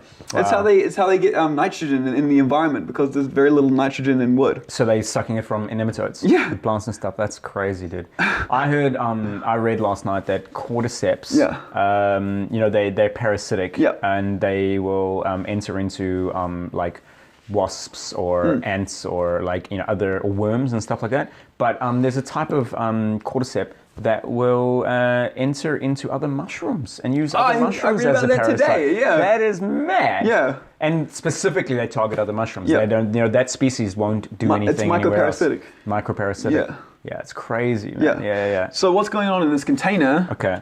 This mold is called trichoderma. It's bad news. It's fucking real bad news. If this gets a foothold in my operation, it could spell bankruptcy. Right. Yeah. So we do not open that. No. What is it? It's just it just easily populates, like. Yeah. Well, it's a microparasite. It eats. It uses chitinase to break down the cell wall of the fungus. Of other fungus. Yeah. Of other fungi. Wow, that's crazy. All right. Okay. But you can use trichoderma to impart fungal resistance to plants. It's being studied and used in the wine industry because grapevines get heavily parasitized by powdery mildew and other types of rot, like root rot. And so you can so you can actually train a mushroom. You can inoculate grapevines with trichoderma, and it imparts an immune response to the plant against fungal pathogens. That is incredible. Yeah. But I mean, like, we do this with fungi, like eating cordyceps, reishi, chaga, lion's mane, turkey tail. It's the same thing. Ants, the leafcutter ant has had a 45 to 55 million year relationship with a fungus. You might have seen like those videos of ants carrying like leaves and twigs and stuff. Yeah, they're they don't in Amazon, eat that right? shit. They don't eat that shit. No, they take it into their nests. Feed it to a mushroom. Feed it to a mushroom. Yes, oh yeah, that's right. Yeah. I'm pretty sure it's a species of Macrolipiota. Parasol. Yeah. Yeah. And so they cultivate the Mycelium is the word, the fungus, and they feed it to their young. They eat it themselves. It's how they get carbohydrate. But more than that, it imparts them with immunity toward things like cordyceps, because cordyceps is one that parasitizes the leafcutter ant. Wow. Yeah, so the mushroom gives it microbial resistance. That is insane, bro. So that's again that kind of relationship kind of thing. Like the queen has a specially developed pouch in her mouth, and when a new queen is born, to replace the old one, create a new colony, she carries a pellet of the fungus in a specialized pouch in her mouth to start a new culture. Like, if that's not symbiosis, I don't know what is. That is mad. It's That's crazy. How does important it this is. organism over time develop a pouch in its mouth to carry fungus? That's like, It's yo, like- the apocalypse is coming. What are you gonna grab? Oh, I'm gonna grab my mycelium. I'm gonna grab my spores. I'm gonna and we're grab outta the here. key to infinite food production. Yeah, exactly. Oh, that's amazing. Yeah, dude. Like you can turn trash into treasure. You know, I'm fucking obsessed with waste. You know, like I drive past huge piles of mulch and I'm like, I need it. Wow. You know, because I can turn that into high value resources. Yeah, absolutely. Yeah. No, it's just incredible, man. What else have you got? How are you feeling? I'm just checking with you. I'm feeling good. You feeling good? I can do some more coffee if that's doable. Yeah, that's definitely doable. Cool. And I'm wondering if like maybe soon we'll like take a break. Also, Yeah, that sounds great. Maybe sing a song or something. Feed the fungus. All right, tell me about this. What's Feed the Fungus? Feed the Get it on those Feed cameras the there. fungus. Okay, so what I've got in here, you might be able to see, is some tea bags. And again, I've got oyster mushroom culture growing in here. Maybe you want to read the little label I've got for the instructions. All right, let me take a look. I've got my face up in this camera. Yeah. That's it. All right, so you got tea bags in there, and then you've got Coffee grounds mushroom. at the bottom. Coffee grounds at the bottom. Yeah. Great food, great Yeah. nutrition. It's also Yeah. quite nitrogen rich, which is good. Yeah, awesome. Please feed me your well-drained coffee waste and leave my lid cracked. Yeah. Okay. I closed it. I closed it when I was transporting it, but Ah, it can cool. it can have some air. All right, now what's in this? What's going on? So again, I've got oyster mushroom culture. Basically what I did was I stuck a little bit of well-drained coffee grounds at the bottom of this jar. And then I stuck basically just some chopped stem bases. You know, when I cook my mushrooms, I cut the bottom of the stem off. Okay. And so I just keep the cap and I stick the stems in a plastic bag in the fridge. And then when I've got some coffee grounds, I dice them up. And I stick a bit of coffee grounds in the bottom of the jar, not too much. Imagine it's a petri dish. Yeah. You know, and then I drop these cut stem bases all over the top. I don't mix them in. I stick it on the surface. And what happens is the fungus kind of spreads across the coffee grounds like a petri dish, which captures the media and makes it like sterile so no other organisms can get in. And then it grows down through the coffee grounds. Once it's colonized the coffee grounds, then I'll start adding more materials. Okay. Maybe more coffee grounds, maybe tea bags. But it has to be fresh, because otherwise you get fungal contamination like penicillin. But oyster mushroom will outcompete and even consume penicillin. I've seen that happen. Okay. Yeah, and so you guys might be able to see the white stuff. That's fungus growing up through the tea bags. You can see the white patches on the bottom of the jar where the oyster mushroom's grown down through the coffee. Yeah, and so I have been trying to minimize my coffee intake, but I am still drinking a lot of tea, which is still highly caffeinated. And so I've opted for tea bags instead of coffee grounds now, which seems to be working just fine. That's incredible. That's amazing. My next workshop is on the 18th of August. Yes. 18th August. Yeah. 2 more weeks. 3 weeks. 2 weeks. 2 weeks, I think. 2 weeks. Yeah. On what? Saturday? Saturday, yes. Saturday, yeah. We already have 5 people. Our limit is 15. So if you guys want to join that, feel free to send me an email or get me on Facebook at thefungusfederation@gmail.com or look up the Fungus Federation Limited on Facebook. Nice. Yeah. Yeah, totally, bro. It's gonna be a good workshop. I imagine Yeah, the last you just one have fun, was eh? very successful. Yeah, cool. In 3 weeks, people are starting to grow mushrooms. Like that's quicker than it's happened before. So So you show people how to do things like this and this. I teach people how to make this, but not only do I teach people how to make this thing, I teach them how to replicate it. Right. So themselves. Once these mushrooms grow out of here, then you can save a part of the mushroom and make a new one of these. Yeah. Absolutely. And the last sort of 10 workshops I did, I was using just plastic bags.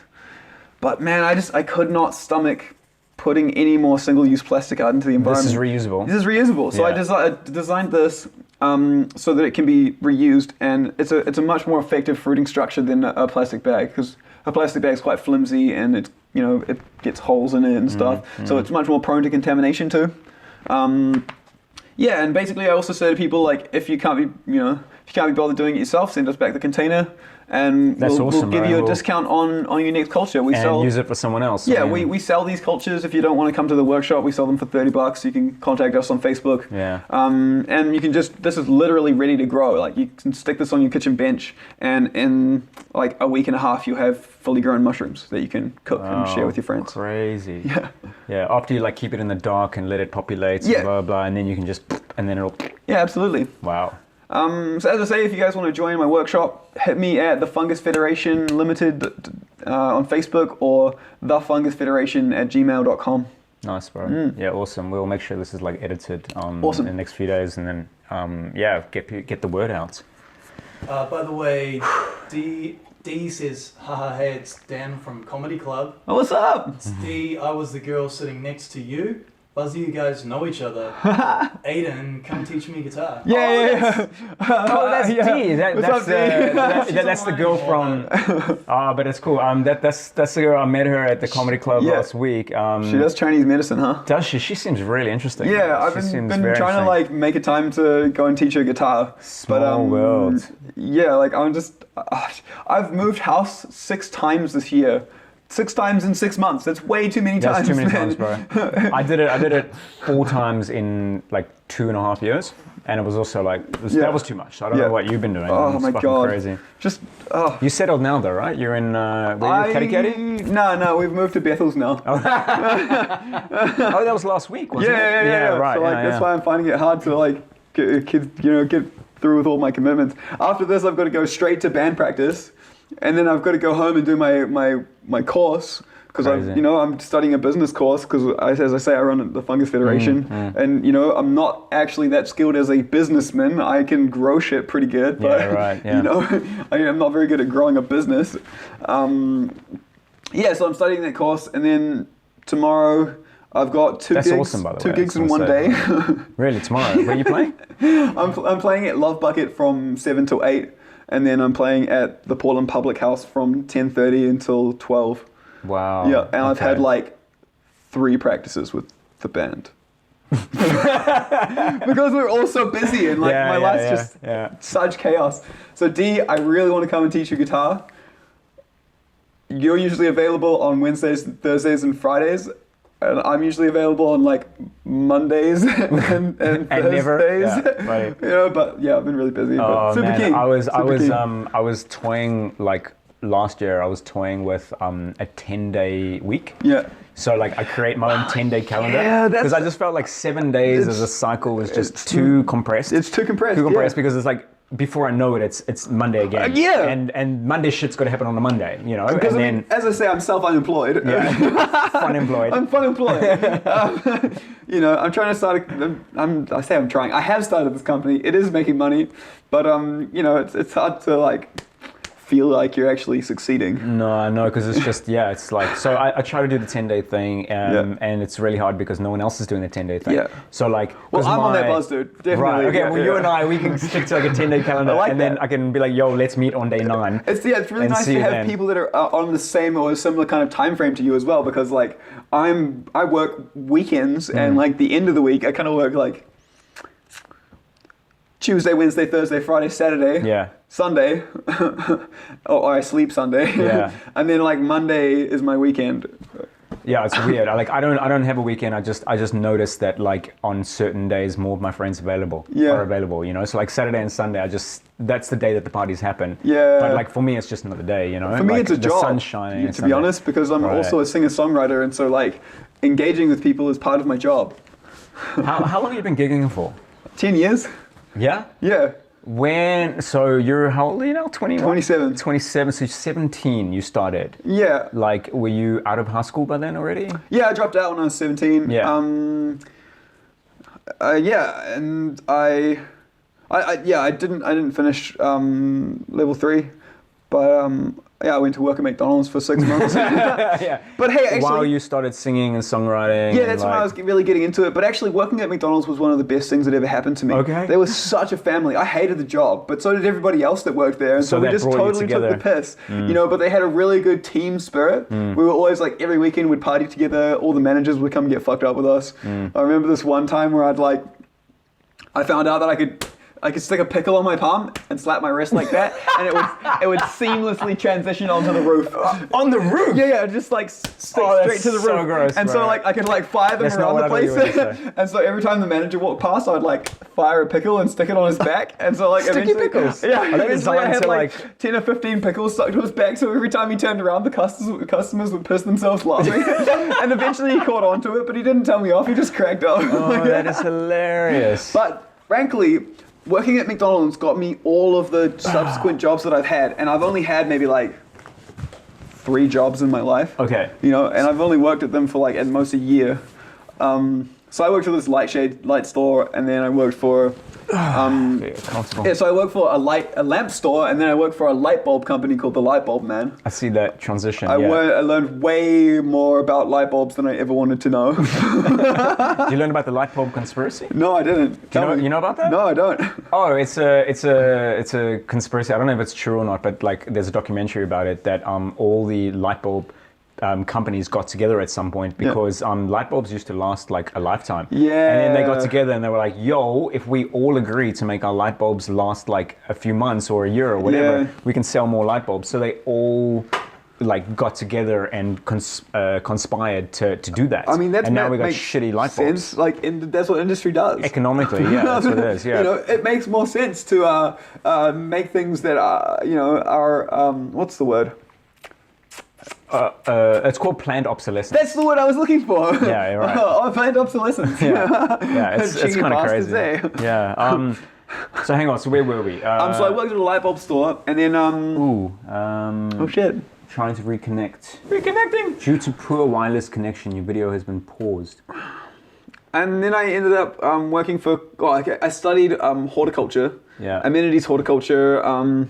And then I did a lot of my own research into food forestry and stuff. I did a bit of biology, genetic modification at Victoria University. Okay. That shit is scary as fuck, dude. Wow. Oh, messing with genes, man. You're messing with nature. Yeah, like, I think it's amazing. Bro. They say that these genes they're sterile. You know, they can't get out into the environment. But like one thing I know about genes is that they mutate, you know, like genes end up in like random places where you would not expect them to be, you know, just like Monsanto has modified corn, right? Well, corn's wind pollinated. So that means that one day Monsanto will own corn as a species because their genetic marker gene will be transferred into every corn plant in the world because that's how it works. That's crazy, dude. Because it's wind pollinated, you know? Yeah. So it's just like the pollen from this genetically modified corn blows into and pollinates the ungenetically modified corn. Now Monsanto's genetic marker gene is in that corn. They then own that farmer's corn as well, and there's been lawsuits about it, you know? Like right. farmers have been like completely bankrupted because they had Monsanto's genetic marker gene without having the license to have it. Really? They never even had it, and it blew into their corn. Just blew into their corn. It's so creepy, man. That is creepy. You know, like they're trying to own plants. They're trying to own food, so that we are completely under the thumb. You know, in my dad's lifetime, it's gone from people growing most of their own food in their backyard to every single person buying food from the supermarket in 40, 50 years. Yeah. You know? And now, like, shit, if the supermarket closes its doors tomorrow, what are you going to do? Where are you going to get food? Do you know how to grow food? I tell you what, I've spent the last 10 years studying deep biology and food production, and I could not go out there tomorrow and produce enough food to live comfortably day to day. Yeah, I know. Seriously, and I have a lot of plant and food production skills. I tell you what, I could live off the environment because I know enough about wild food, but it sure as fuck wouldn't be any kind of comfortable existence. existence. You're not cultivating successfully for a while. I mean, it's really hard, isn't it? It just takes a lot of time to actually get these systems rolling. Like, you have to have had them running for like 3 to 5 years before they're actually sustainably productive. It doesn't. So that's the answer to your question, Ben Kello. 3 to 5 years for it to be sustainably productive. And you guys should start now. Yesterday, last week. Learning. The best advice I can give anybody is learn how to fucking grow food organically. What are these? Turkey tails. Like turkey tail, yeah. I was gonna say, yeah. Learn how to grow food. When the supermarket closes its doors, can I just eat this? You are all going to be fucked. Can I just and so am I. No, you have to boil them for 15 minutes. What happens if I just eat it? I don't know. If you want to find out, be my guest. Okay, it's just not easy to chew. No, they're not. They're not a food. They're a medicine. Okay, well, I'm just gonna let it be there. Yeah. Let it be. Let it be. Let it be. If I start tripping or whatever, I'll let you know. I have to call my sponsor. So you're gonna do some music, or? Yeah, I can play some music for sure. This is not the hottest coffee in the world. No, it's fine. I don't mind. Careful. Thank you. Yeah, cool. I need some that's good. Okay, so this is trying to reconnect. I think I'm just gonna go live again. Yep. Probably would make more sense. Yeah. So you asked the question. What do I? That one's fine. What is my goal? What is the end game? Yeah. The end game, as I said, is to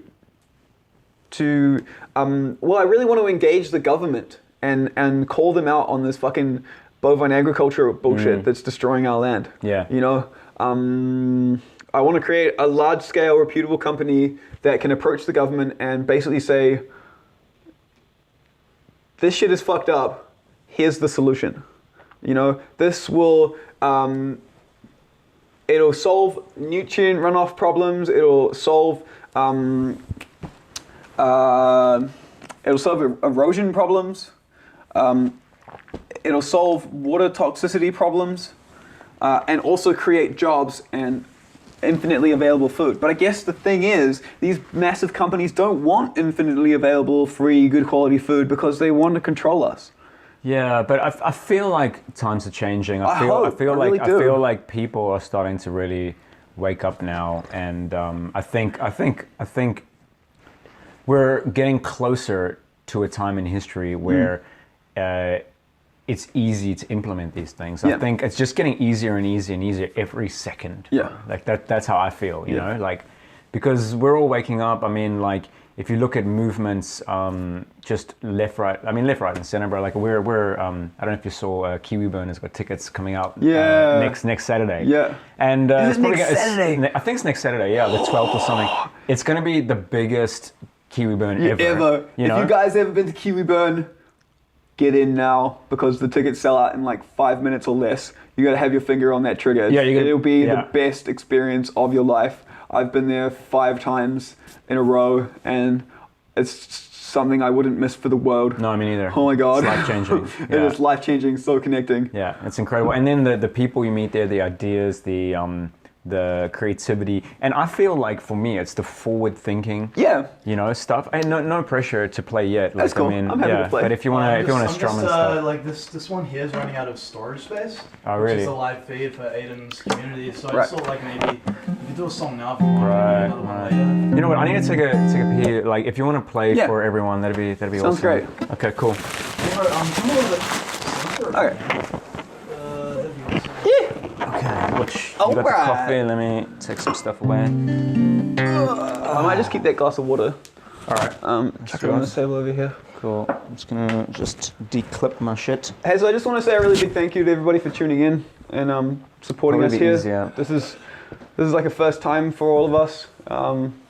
We really want to incite some change in the world and reach out to people that want to connect and be a part of this. There's a massive problem mounting in our world, and it's going to affect every single one of us. And you know, our children. You know, I don't know if you guys have kids. I don't, but frankly, I don't want to bring children into this world because I don't want to leave them in a life that's probably going to be really terrible.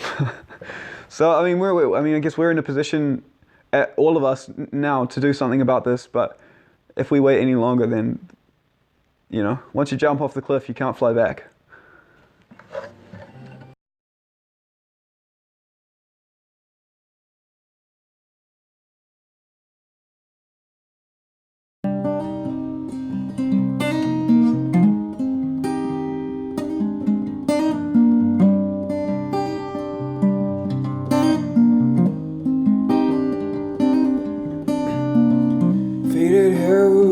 Misty valleys, the thick air wrapped around me as I lay down to birdsong and rustling leaves. Forest floor holds me tightly, and I'll call out to you louder now. until the air in my lungs runs out.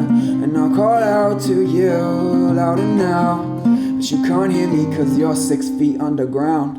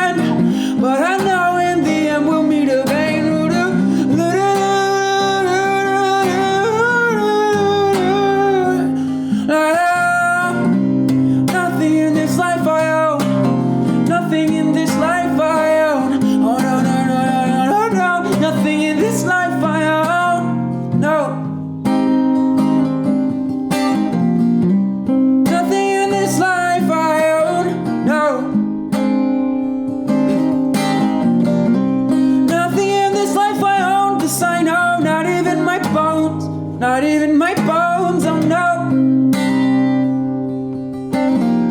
No, no, no, no.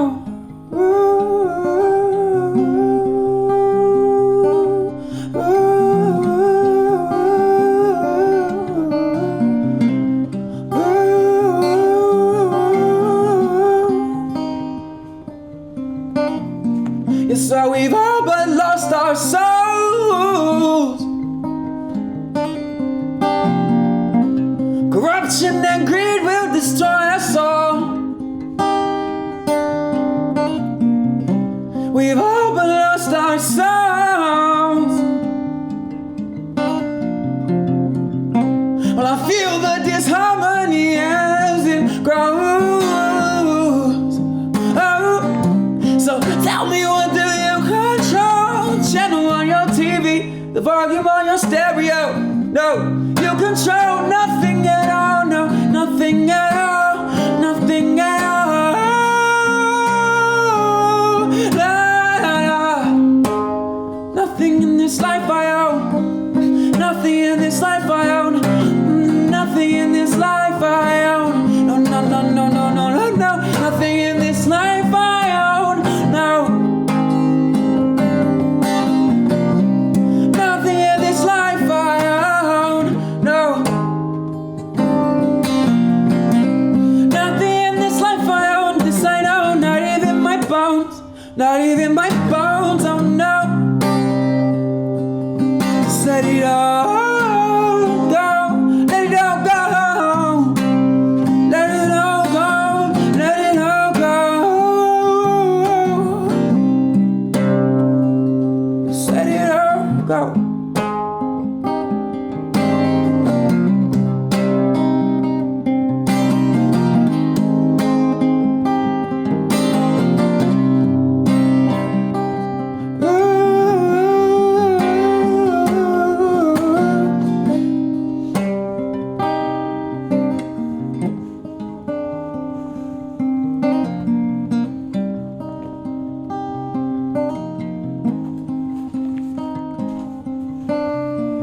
If the only sure thing in this life is the end, I would suggest that death is the goal. As my body corrodes, it feeds my soul.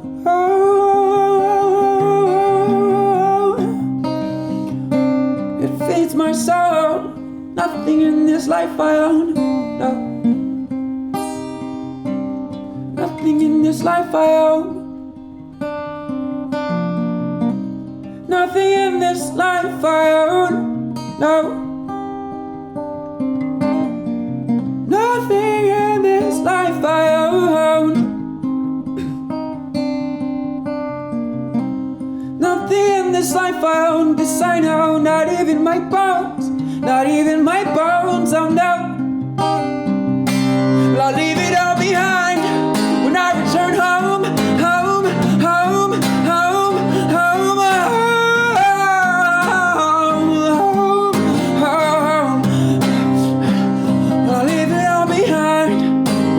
Turn home.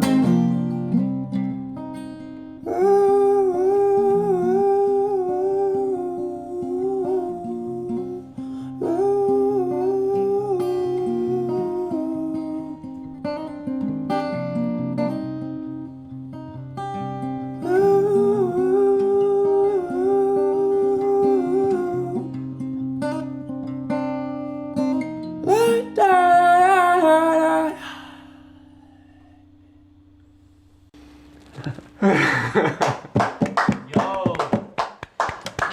Oh, dude, that's gonna give you a hug, man. So beautiful, man. Yeah, thanks.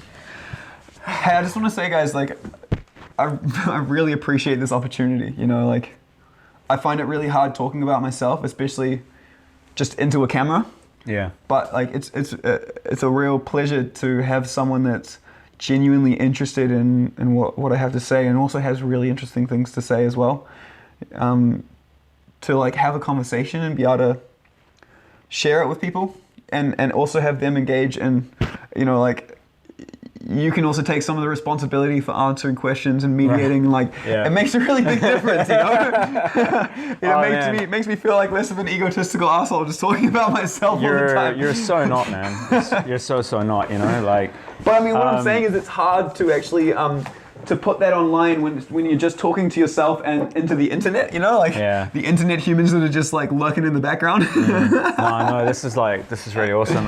Man, I think like we're just really lucky to have this like platform, you know, and this megaphone to share like awesome ideas and awesome people. And oh, bro, I don't know. I'm a bit like moved from your song though. Like, oh man, it's a real treat. All right, we got to move on. All right, okay, get back in position. I'm loving these munchies you got here, man. So good. Cool, bro. Such a nice touch. That's What's up to, man? I'm a bit hungry. That's Joseph's idea. Yeah, Joseph. Feed Joseph. Feed yourself. There's like this amazing guy right now behind the scenes. So yeah, we got Joseph behind the scenes doing all the cameras. I wish you could see. We have like 1, 2, 3, 4, 5, 6, 7 cameras coming here. Creeping around the place doing the sound techie. What's up, guys? There you are. Just looking in the background there. Yeah. Oh, hilarious. Hiding in the shadows. Thanks for tuning in. Yeah, thanks guys. So shit, man. How do you get your, like, what moves you to create music, like, and where do your lyrics come from? Honestly, if I'm being genuinely honest, magic mushrooms, or like just like Not surprised. psychedelics. You know, the word psychedelic means mind manifesting. Yeah. Yeah, some of you may or may not know, I spent a lot of time when I was between the age of 17 and 19 delving into the mushroom realm, eating a hell of a lot of magic mushrooms, and like,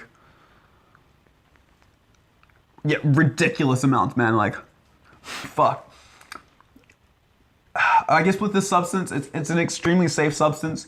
It's one of the only chemicals on the planet that has no LD50. If you guys don't know what an LD50 is, it stands for lethal dose, LD, lethal dose, at which 50% of a population will die. So every drug on the planet has an LD50, or even chemical. It's like, if we expose you to this much chemical, or if we expose a population to this much chemical, 50% of that population will die. So most if not all substances have an LD50 or have been tested for an LD50. Right. Magic mushrooms How much and magic mushroom do you DMT have to eat? do not have an LD50. There's no Right. lethal dose. Tested yet though? I mean, like, fuck, you'd have to take you'd have to take more mushrooms than anyone would be stupid enough to take. Exactly. Anyway. Exactly. Like a kg I mean, it's so of mushrooms. ridiculously Like, strong. you would get bored of chewing and everything. But I mean, the thing is, with psilocybin, psilocybin is actually inactive. It has no activity in the body. Yeah. It gets Okay. dephosphorylated in the liver into psilocin. So psilocybin is 4-phosphorolyl dimethyltryptamine. Okay. In the liver, it gets dephosphorylated into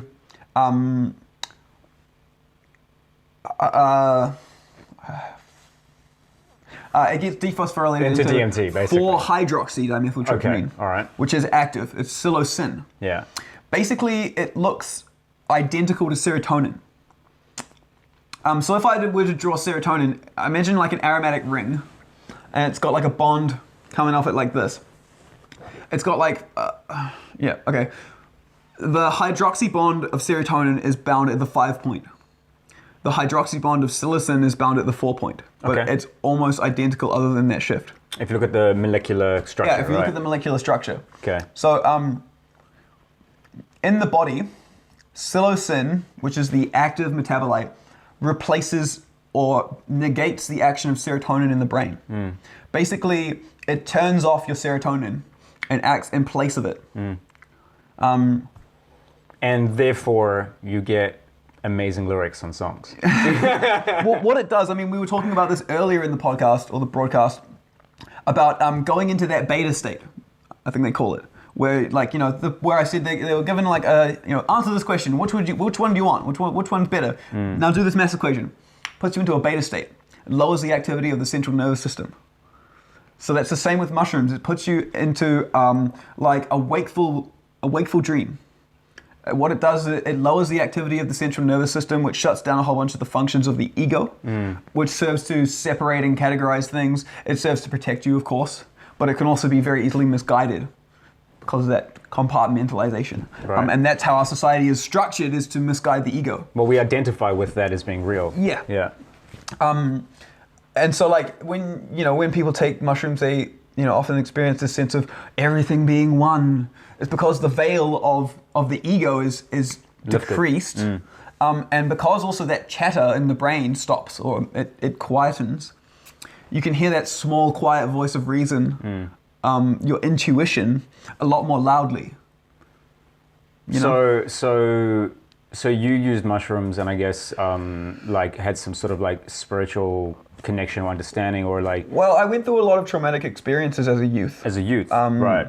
Mostly emotionally traumatic, not physically traumatic. I mean, yeah, I had some physically traumatic experiences in my childhood. Okay. Yeah, but I guess like as a youth, I was heavily ostracized.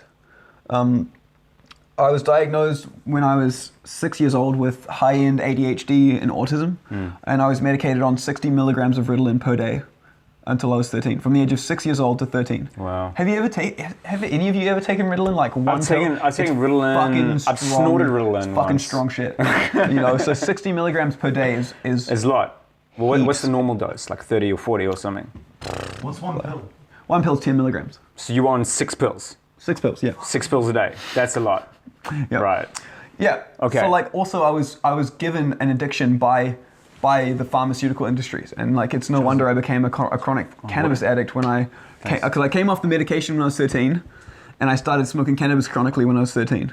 And I've only in the last few years put 2 and 2 together as like Ritalin's highly addictive. I was taken off a highly addictive drug, and of course you need someone to replace it. Yeah, because there's a deficit in the system. Yeah, absolutely. Especially it's not the serotonin, dopamine. It's dopamine and also norepinephrine.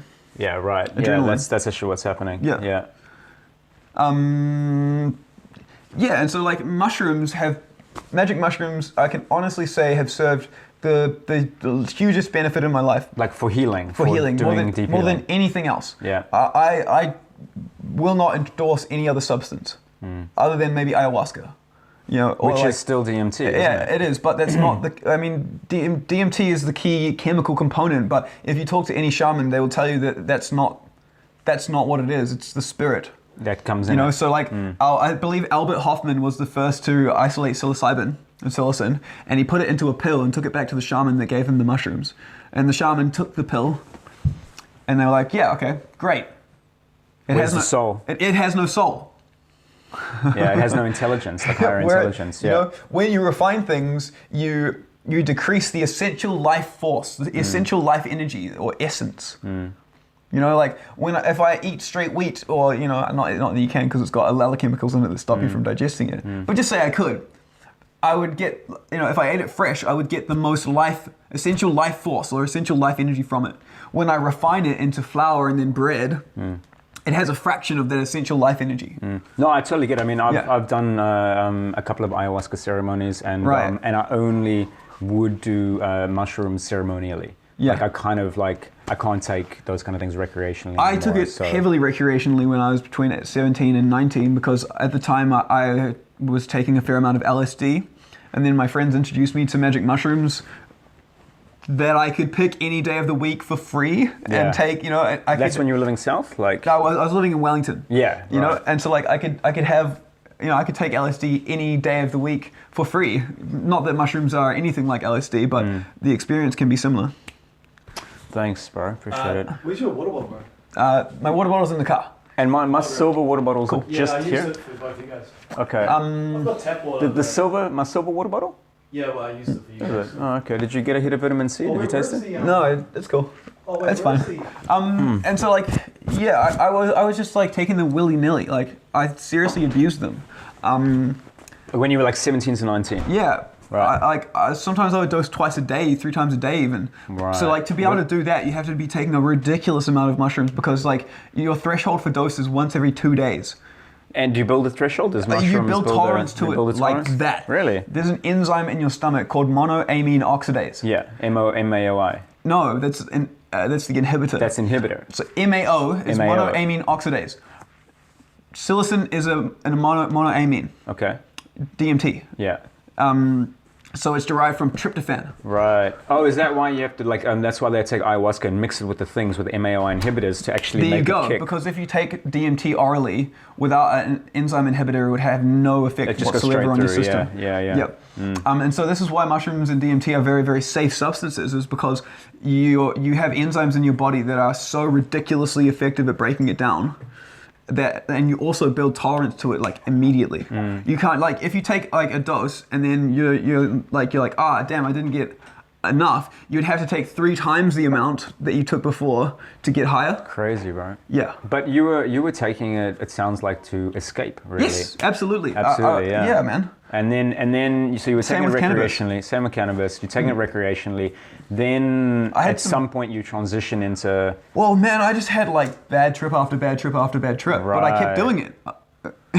I don't know why, but like to escape, like it was your outlet, yeah. But it wasn't probably escape. still better being life there than way more real, dude. Right. You know, like I just was having existential crisis all the time, and I'm like, I don't know. I became because I go into the woods and pick weirdo, which is like gnarly as fuck, dude. Right. It's got a chemical in it called baeocystin and norbaeocystin. Is that what they call blue meanie or something? Yeah, well, that's what we call blue meanies in Wellington. Right. Okay. Blue meanie is a very generic term. Like, oh, there's a few. Like, well, people refer to gold tops as blue meanies because they stain blue. Oh, okay. You know, but like for me, a blue meanie is a weirdo. Okay. Which is like they're fucking so gnarly, dude. Like you take gold tops, you have like a pretty pleasant, floaty experience. You take weirdo, man, like. It fucks up your vision and like you do see like trailing colors and stuff like that. Basically, baeocystin affects your visual tracking. So like it's fine now while I'm looking at you, but like things will be kind of sparkly and shiny. And like but if you move the your eyes, light will play. Yeah. But if I turn my head this way, my eyes are still over here, and they take like a while to like track across your vision. Yeah, I did a few ceremonies quite a while ago, and we were doing gold tops. The first time we did 3 over like a week, and so we did the first time was gold tops, or like the actual like Cubensis Aucklandy, and then Sinus. Sorry, Aucklandy, right? I think that's the strain. And then the second time we did it, there was a mix of real blue meanie or what do you call it? Well, Weirdo. Here in yeah. Auckland, you'd probably be finding subsecatoides. Yeah, I'm not sure what it was. Weirdo via subsecatoides. It's interesting, yeah. But I just remember like having a totally different experience in the thing. It's way more visual. It's way more heavy. Oh, I do, but I felt like I was almost like channeling some sort of like ancient moldy priestess like energy or something. Yeah. Like that was, I almost felt like I was. When I was on ayahuasca, I don't know if have you done ayahuasca? No, I was meant to do a journey a little while ago, but it just wasn't the right time. Yeah, I've been called a lot, dude. I've been called so many times, but it just hasn't been the right time. Yeah, well, yeah, but so like in the times that I've taken it, I've just experienced like this really feminine sort of like energy, almost like guiding me, like mother plants, Yeah. And when I took those blue minis, whatever the Auckland version is. It was like having this like powerful, moldy goddess woman, kind of like, and I remember like the energy was kind of just like laughing at me. This like peasant white boy, like psh, like. That's it. That's where I got to when I was taking like ridiculous amounts. Like, basically like I believe, and call me crazy, but I believe that there are entities in that realm. I mean, like that realm is all around us. It's just that when you take these certain substances, it makes you more connected and aware of it, and like. I got told a lot of things that I needed to work on in myself. I need to heal my spine. I had a spinal fracture when I was 18, and like the muscles are still not strong enough to hold me up straight, and like I get back pain. Right. Okay. When I take mushrooms, it makes that profoundly obvious to me.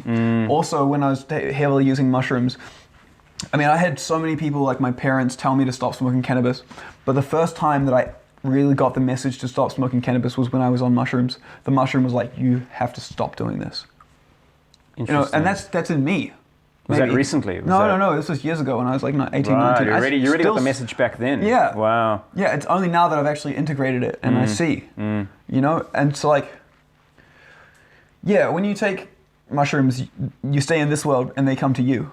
When you take ayahuasca, you go to their world, or you take DMT, you know? Yeah, definitely. You go to their world. And basically, like, I kept going back in there without a reason to be there. And as you say, they just laughed at me, like, you fool. You voyeur. You've come back and you're asking for more, you know, information and ways to better yourself, but you haven't integrated the last that whole doobie-doobie-doo thing that you were saying. What the fuck are you doing here? Yeah. Don't come back until you've sorted this shit out. Right. Wow. And now I seriously got to a point where I was like, too many mushrooms. But like, I was eating hundreds at a time. Sometimes I'd go off into the woods and eat every one that I found. And sometimes there was hundreds. Sometimes it would be the only thing in my digestive system, which also causes some serious problems because there's this thing called wood lovers paralysis. What's that? You only get it from wood-loving mushrooms. Like, you won't get it from cubensis. Okay. But any of the mushrooms here in New Zealand will have this like strychnine-like effect on the body. What does it do? When you eat them physically, you'll find that you get like tense muscles and cramping and stuff like that when you start coming down. Yeah, and so that's like, from eating too much of them, though. Like, I mean, you wouldn't get it from one or two. You could even get it from one or two. Really? It's known as wood lovers paralysis. Wow. Yep. But you can avoid that by making tea. The like psilocybin and psilocin are highly water soluble. The thing is, when I do that in the tea, I'll still eat the mushrooms. No, because like just make the tea 90 to 100%, with lemon and 90 to 100% of the chemicals will come out in the first wash. Really? I've done second washes. It doesn't do anything. That's my kind of personality, you know. Yeah. I'll just make sure, you know. Nah. Just like it's you like, don't need to. Do you eat your tea bag? Are you going to eat that? Well, no. No, but, exactly. I mean, depending what it is. It's like very, this, it's very woody and tough. Well, this was horrible. So are the mushrooms. Like, They're very woody and tough. They like don't belong soft in your now. digestive system. Like you can't process them. You don't have cellulase or lignase or chitinase in your digestive system. Yeah. You know, like you don't need those enzymes to digest oyster mushrooms, but you sure as fuck do to digest things like magic mushrooms. You know, they are very, very cellulitic. You might as well very woody. Dry them to a crisp and then make tea out of them. And that's it. Yeah, and I mean they have some serious positive benefits. Like the World Health Organization or the UN just reclassified them as a breakthrough drug. They went from class A, so having zero human, animal, or technological use is zero, to being one of the most valuable medicines on the planet. When was that? Last year.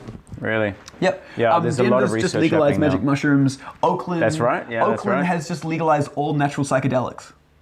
It's crazy, dude. Oakland's yeah, like it's about time. Middle America ghetto as fuck. Well, I mean, coming back to, I guess how you blew my mind about the trees and how everything's connected and all that. It's like a lot of people speak about how, psychedelics and the suppression of them in our society has been a part of this confusion that we've been in and this sort of disconnection that we've been in. And like, as we're starting to reconnect to reality, realizing that we're actually part of this ecosystem, we're part of the planet, and that we can't just use it and abuse it and spit it out. Chew it up and spit it out. Psychedelics are starting to come back in because I think we're just starting to integrate, and that's a part of the integration. Well, I mean, like these things were very widely used in all of society up until like a certain point. Like the phrase "eat the flesh, drink the blood." Now, I don't know how true this is, but as far as my research goes, magic mushroom use and ergot wine were very prevalent at that time of Jesus, right? I read the recipe for anointing oil. It's got like cannabis oil in it, and interesting. It's got opiates in it. It's got like saffron, which is the precursor to MDMA. All of these hallucinogenic compounds in it. And they wouldn't just fucking stick a line of it on your forehead. They would coat your entire body in it. Wow. They'd lather it into your entire body, and it would soak in through your skin. Yeah. I think I've seen this on like Joe Rogan. Yeah. They were talking about it. That's what got me onto it. Oh, really? Was that Yeah. when they showed the kind of like some ancient pictures of Jesus and some like enlightened people with mushroom halos? Yeah. like I don't know if it was halos in the shape of mushrooms or halos with a mushroom in the middle, Right. kind of to show that they had like a mushroom mind or a psychedelic mind. The chalice comes from when like cubensis gets quite large. Yeah, and it folds up. And it folds up, and the morning dew collects on the cap, and you can drink the liquid off the cap, nice. and it will be full of psilocin. What? Which is like doesn't even need to be metabolized. Wow. I find that like because like if you keep your mushrooms for like a year in like a not a well sealed container, the oxygen breaks down the psilocin because it's highly unstable. That's what causes the blue reaction when you you squeeze them. Yeah, you should never do that. That kind of But oxygen. psilocybin is very stable, and it has to be metabolized in the liver, dephosphorylated. Yeah. But I find like psilocybin it's quite a dirty trip. It's like it's heavy, whereas psilocin is very like clean. Whoa! Wow. Yeah. You've been able to like extract that, or like how do you get that? Yeah. Besides waiting for it to fold up and drinking to get the pure juice. psilocin, you have to do like chemical isolation of it, and then Right. through chromatography convert the psilocybin into psilocin. I mean, Okay. I'm not fucking with that shit, dude. Like, Yeah, you know, totally. maybe when the government grants me research dispensation and gives me a fucking lab to do this shit, which is part of the aim of the Fungus Federation, I'd really love to do magic mushroom Do you research. know about Callahan? Callahan Institute? Callahan, no, I have heard of it. But Yeah, I don't know much about it. they fund, it's a government funded program for R&D. Oh, cool. Especially biomed and stuff like Oh, that. shit. So you might Man, want I need give to them get a call. involved with that. Yeah. Well, they would fund research for you, man. Well, I mean, Dunedin University is already doing magic mushroom research. And Johns Hopkins University of Massachusetts has been studying them for something like 13 years. Yeah, definitely. And some of the research they've come back with is just fucking ridiculous. Yeah. Have you ever tried microdosing? Yeah, that's what I do these days. I don't really take big trips. Right. Mainly actually because my life is so unstable and I just don't need the extra existential crisis right now. You know? So you're taking, what are you talking about, like a quarter of a microdose. gram or? No, a microdose is like 0.1 of a gram. 0.1 of a gram. It's below the threshold of psychological experience. Like if you take Really? So you don't feel it at all? It's that's just the point of a microdose. Wow, Yeah, okay. it's a subconscious. Yeah. Sub-experiential. Yeah, sub-experiential. That's the word. So like Yeah. up to 0.25 is threshold for experience, Right. where you actually start feeling it at a surface level. Yeah. So anything below 0.1 is a microdose. Okay. And like you shouldn't feel it, but it still imparts the psychological and physiological benefits of Yeah. the mushroom. Basically, it links all the hemispheres of your brain at once. And according to Johns Hopkins University of Massachusetts, it stimulates the growth of the gray matter of the brain, which is where all your memory cells are. So like it literally expands your capacity for information storage. And it allows you to actually utilize the entirety of your mind. From my experience, I've found the most benefit actually coming down from the experience. Because like while all the hemispheres of your brain are linked at once, it connects up all these different horizons, right? Right. But then when you come down, I call it shedding. When the neural net sheds, it leaves behind the paths of least resistance. So like that's why it's so good at helping to shed old conditioning, break habits. That's it helped me break my cannabis addiction. Interesting. Wow. Microdosing. No, actually, this was when I was like taking ridiculous amounts. Right. Okay. Or at least it. But like, that's what it's doing. Like it creates this like intense neural net. Yeah, I mean, I used to be a very angry, frustrated person, and I feel that coming back into me now. But when I was dosing like really hardcore, I became like a much more calm, relaxed person, much more tolerant of tough experiences. Yeah, I mean, like I've said earlier, it negates the effect of serotonin in the brain, which also is really powerful when you come down because you've been using psilocin from the stomach as your serotonin. It creates a backlog of serotonin where it's blocked off. Which floods in once you come down. That's why it's such a powerful antidepressant. Wow. And that's why I use it every 2 days at a microdose level. Okay. Because it creates a buffer, backlog, yeah. a backlog of serotonin. And so like when you come down and the neural net sheds and you get all the serotonin flowing through, it puts you into this really positive mood. That's how it works. Interesting. I think they talked to Joe Rogan about serotonin, and the study was on crayfish, and like the alpha males that were like most dominant actually had the most serotonin, and then they were quite like upright, and like I don't know how they measured this in fucking crayfish. Yeah, but, right. The ones that like weren't dominant and got like suppressed, they were more like hunched over and like had lower serotonin, and so like being upright and standing up tall and straight has an impact on your serotonin as well. Like when someone bullied me in school, or I was feeling sad, I would hang my head and like hunch and like protect my heart. Yeah, absolutely. Yeah. My serotonin's low. Yeah. When you're feeling good, you're feeling positive. You stand upright and you present yourself open. Absolutely. Yeah. Yeah. And so like that's how it can be really powerful for depression. And actually I treated one of my friends using microdosing. I don't know, I didn't actually know him that well. I just could see the look on his face. He's like he wanted to kill himself. Like genuinely, I know that look. So you saw that look and then you were like, I walked up to him and I was like, yo, I've got something that you need. I can help you. And I gave him some mushrooms and I told him to take 0.1 every 2 days.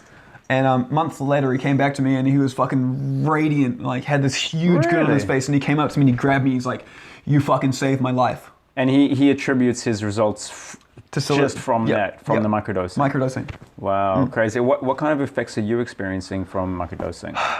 I haven't been dosing that much regularly because my life's so unstable, and that's I mean, realistically, that's why I should be dosing. But like life gets in the way. But what I do find when I take it regularly is that I'm way more in tune with myself. I'm way more connected to the environment. My intuition is a lot stronger. That little voice of reason in your head that tells you, "Oh, don't do that," and you're like, "No, I'm just gonna do it," and then you get fucked up, and it's like, "Well, I fucking told you." You can hear that voice a lot more clearly, and there's less chatter in the brain that's unpicking you. Because it lowers the activity of the central nervous system, which shuts down a bunch of the functions of the ego, so it quiets that chatter in the mind. Yeah, and brings in stronger signals. Yeah, like from positive places, from helpful places. Yes. Yeah. And it substitutes your serotonin. Like these mushrooms grow in the winter when vitamin D and sunlight are low. It literally supplementing your serotonin. Because people get winter depression from lack of light and vitamin D. Absolutely, That's related to the serotonin cycle, right? So really good to take in winter. Yeah, well that's when they grow. Right. Yeah, that's it. That makes sense, right? And like even like gourmet mushrooms, edible mushrooms that don't have psilocybin and psilocin in them, still produce or they store vitamin D. So like eating mushrooms in general is actually really good for your health. They also accumulate minerals like calcium and magnesium, which are very soluble and very hard to retain. Mushrooms in particular are calcium and magnesium accumulators. But they accumulate a whole array of minerals. That they can mine directly from stuff you can't eat. That's incredible, man. I'm totally sold. Fuck. What can we? I don't know. I was gonna jump to like another subject, but I don't want to get off the microdosing just yet. That's cool. It's such a huge subject. Yeah, It's so amazing. Don't know. I did just want to ask you. I'm kind of inspired to kind of support mushrooms around me, and kind of I feel like I want to go and plant some spores in my garden, or You'll never do be something. working with spores, dude. I've done what should I do? Thousands of inoculations with spores, and in 10 years I've only grown mushrooms from spores 2 times. Right. And the second time I managed to do it was in a laboratory, and I made 20 cultures and only 1 was successful. Yeah, I've tried to. Growing mushrooms from spores is ridiculously hard. I found a magic mushroom patch, and I've dug a whole piece of it. That's live out, culture. Which is, that's different. Yeah, also not. So in general, if you're cultivating any kind of fungus, you'll probably be working with live culture, because for a start, the fungus has a head start on whatever media you're putting it into on spores, because when a fungus germinates from a spore, it starts off as a monokaryotic hyphae, like a single cell filament. Yeah. It doesn't really have much enzymatic capacity to mine food. It must find a compatible hyphae where they touch, the cell wall dissolves, and the nuclei combine. That's the sexual mating of the fungus. Nice. And so, because it starts off as monokaryote. It only has half of the genetic information needed to produce enzymes, mine food, grow mushrooms. So it has to join with another hyphae to form a dikaryotic mycelium. So like when you're putting live culture into a media, it has a way head start on any spore germinating because it's got to like first find a hyphae that's compatible before it can actually like make any impact on colonizing the materials. Yeah, I see. Yeah, oh, that's interesting. But that's also why it's very hard to grow mushrooms from spores because they don't have the same head start on other contaminants. You know? That's true too. Yeah, they get easily like over-colonized by other things. Yeah, right. But certainly, like you can get live culture from all kinds of websites online. Well, I just want to get involved. Hold on. I will just say, I seriously do not recommend cultivating magic mushrooms. For a start, there is way more money in cultivating gourmet mushrooms because the money's legit. You can put it in a bank account. But also, that's a good idea. If you get caught growing magic mushrooms, it's Class A offense. You will seriously end up in jail. You're right. Do not do it. And you can't... they grow wild for free everywhere around New Zealand. If you want to find them, do some research. Do your research, please. Do not eat anything you cannot taxonomically identify. Don't stick it in your mouth. It'll kill you. There are two types of mushroom hunters, smart ones and dead ones. True story. And you can't like share what you're doing with your family and your friends openly. And it just becomes like kind of like just icky and messy. Yeah, I mean, people ask me like, why don't you grow magic mushrooms? And I'm like, because I want to do it legally. I want to get legal dispensation to do so. And if I did that without that and I got caught, well, it would fucking ruin my life and I'd never get that opportunity to do the valuable research that needs to be done. Yeah, definitely, man. So I just want to make that statement and make that really, really clear to people. Yeah, appreciate that, man. Yeah, thanks. Yeah, it's pretty good. There's probably a lot of people listening and just thinking like, oh, awesome. Like, let's go get this like plastic thing and grow magic mushrooms. It doesn't work like that. No, no. You can grow oyster mushrooms. That's real simple, dude. Like, oyster mushrooms are probably like the most fail-safe mushroom you can grow. Right. They're like so vigorous. They have the most broad enzyme profile. You can train them to manufacture novel enzymes. Like oyster mushrooms don't effectively grow on coffee grounds immediately. Like when I spawn into coffee grounds, it takes like a month for it to figure out how to digest the coffee grounds before it actually starts doing anything. Wow, fascinating. But then once it does, it's like, oh, it goes nuts. Man, it learns how to manufacture the enzymes. And so because of that, you can train them to produce novel enzymes. One thing that I want to do with oyster mushrooms is oyster mushrooms are naturally active against E. coli and staph bacteria. Okay. Two of the biggest problems in hospitals, E. coli and staph. These mushrooms have enzymes that are target specific. And how would you implement that? So imagine this was totally clean culture. Imagine there was no contamination. Yeah. Like this stuff. Eventually this will get over-colonized and it'll start to produce enzymes which come out like kind of a brown color. Now, I could take the lid off this thing, or maybe I've got a little injection site that's like a rubber thing that I can stick a needle through. So I've got a really bad staph infection in my arm, let's say. It's eating into my flesh. So we take some of that staph and we culture it up in a syringe, in a liquid culture, and then because this is, I'm just saying for the purpose of this example, this culture is not sterile. But for the purpose of this example, it is. If it was, okay, yeah. We incorporate this staph in this liquid into the mushroom, because like when it gets over-colonized, it forms this like kind of thick, fluffy material. You can kind of like make a depression in the top of it, so that it holds the moisture, because it's hydrophobic. It'll repel the water and it'll sit on top. And you just inoculate it with. So I'm inoculating it with staph. With your staph. My staph. Yeah. This staph is genetically targeting my DNA. Yeah. So it has a genetic specificity to it. Blah, blah, blah. No, you nailed it. So I'm inoculating this container with that staph. The fungus recognizes that there's a new organism been introduced to its environment. It takes in the DNA of that organism and it manufactures compounds that are target specific to that organism to kill it. Wow. And then you eat the oyster mushrooms? No, you would then suck up that enzyme soup, because it produces all these enzymes. It dumps enzymes into the container. Wow. But it just manufactures them like, it doesn't just produce enough to kill the staph. It just like dumps the shit out of it. And then you could take that and use it as a tailored medicine that's incredible. genetically designed for you personally. I mean, like, this is the problem with medicine currently is we're getting microbial resistance to antibiotics.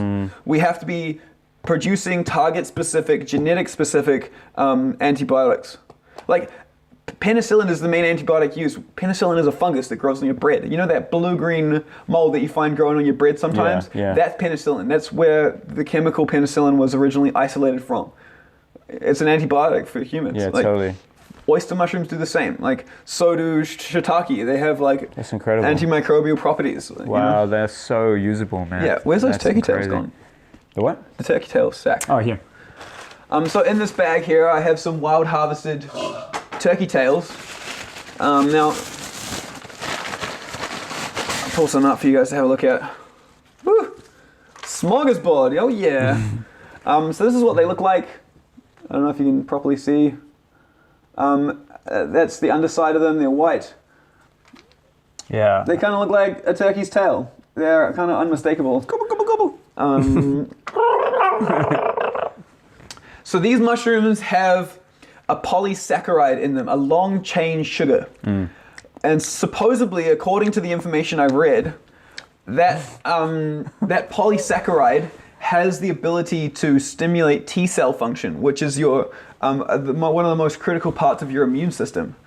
So supposedly they have potential to help cancer patients because it stimulates the immune system. But also supposedly the reading that I've done has shown that they have potential to help patients with diabetes type 2 because the long chain sugar in this helps with blood sugar regulation. I'm blown away. I don't know what to say, bro. I'm just sitting here just thinking like, fuck, Aidan's just so smart, man. Oh, come on, man. Dude, don't flatter me. Man, I don't want to put you on the spot. I just want to change the world, dude. Yeah. That's my personal mission at the end of the day. I want to leave the world knowing that I made it a way better place than when I came into it. Man, no, I mean, I really appreciate your humility. You know, like that's always been something that I've always really, really liked about you. Well, thank you, man. I really appreciate that you can see that, and you know, I don't always feel like I'm the best person that I could be, and you know, we're all just doing our best, man. But I just want to make an impact, man. It makes me like stressed out. Like, I can't change anything. I'm useless. I'm the same. I'm the same, bro. Yeah, totally. I've been kind of like working with imposter syndrome. You know what imposter syndrome is? Yeah. You know. So I've been trying to like kind of get my head like out of that zone because it's just, you know, self-destructive, you know, that whole thing that you can't help or you don't, you know, who are you to who am I? I tell you who I am. I am. Yeah, exactly right. Who am I? I am. You are. I just am, okay? Yeah, definitely. Just be. Do. And what you have is what the universe needs. So Exactly, you just got to do your thing, you know? Yeah. Bro, we're going to have to get you back for another interview. I'd love that. That'd be awesome. Yeah, we definitely, there's just so much to delve into. I had this whole fucking list of shit. that we barely even touched on. we haven't done anything. Nothing. Well, maybe I've given you some more stuff to write down for the next time. Definitely. Well, I mean, I think we should just have another chat. We should maybe fucking do something at KiwiBird. Oh, yeah. Josh has his radio station set up. Do you know Josh Triple F? Yeah, I do. Yeah, of course I do. Paddock Radio. Wow, we could maybe do something He's with actually radio. based at Tahinga Studios where I'm living. Wow, I love Josh. Come out He's great, and we would do a broadcast, man. Okay, yeah, That'd be awesome. We could do a before. legit podcast. That'd be great. Yeah, this is going to be split up into the audio. We'll definitely go into podcast and we'll put it up and stuff. But man, fuck. I just want to give you another hug, Brian. Just say thanks so much. Like, it's been an absolute pleasure, dude. You're so fucking smart. You know, You're all this shit's just like swirling around in my head, and most of the people that I interact with just aren't interested. Like I start talking, and then like within like 2 or 3 minutes, their eyes glaze over. And it's like, what was it? I don't know. Like, okay, I've said too much. I'm just gonna shut up now. No, it's such valuable information, man, and I think especially like the fact that you're so motivated and passionate about mushrooms, I think is the platform for things to happen. You know, so I think just keep going. I really lose motivation, to be honest, because like I've got all this shit I want to do, but I just don't have the outlet for it, and that just like, oh man, it can be really fucking crushing. I tell you what. You know?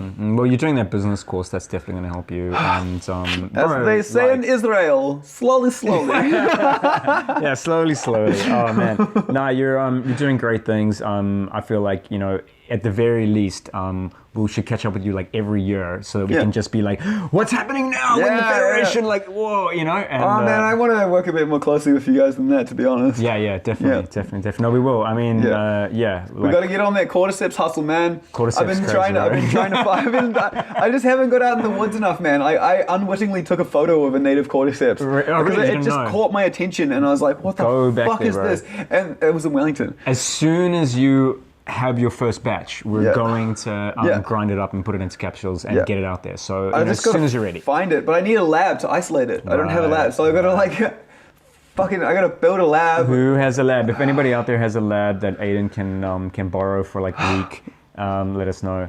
Let us know. All right, man, we're gonna wrap it up. So a few things. Yep. Yeah. Where can people go to find out more? Oh, right. Where can people go to find out more, Aidan? And can we close with another song, bro? Yeah, fuck yeah. All right, and we're going to close another song. So if you guys want to get hold of me, you can hit me at thefungusfederation@gmail.com or go to the Fungus Federation Fungus Federation Ltd on Facebook. The Aidan, no, it's not the Aidan Kelly project anymore. I changed it. It's just Aidan Kelly Music NZ, which is my music page. Again, Aidan Kelly Music NZ on Instagram, the Fungus Federation Ltd on Instagram. Yeah. We're hoping to get a website set up, and as I say, I've got 2 gigs coming up tomorrow. One at Love Bucket from 7 until 8, and then Portland Public House from 10 till 12. And then we also have our workshop where we teach you guys how to make these mushroom grow kits, which you'll learn how to continually replicate at home. We're running the next course on the 18th of August.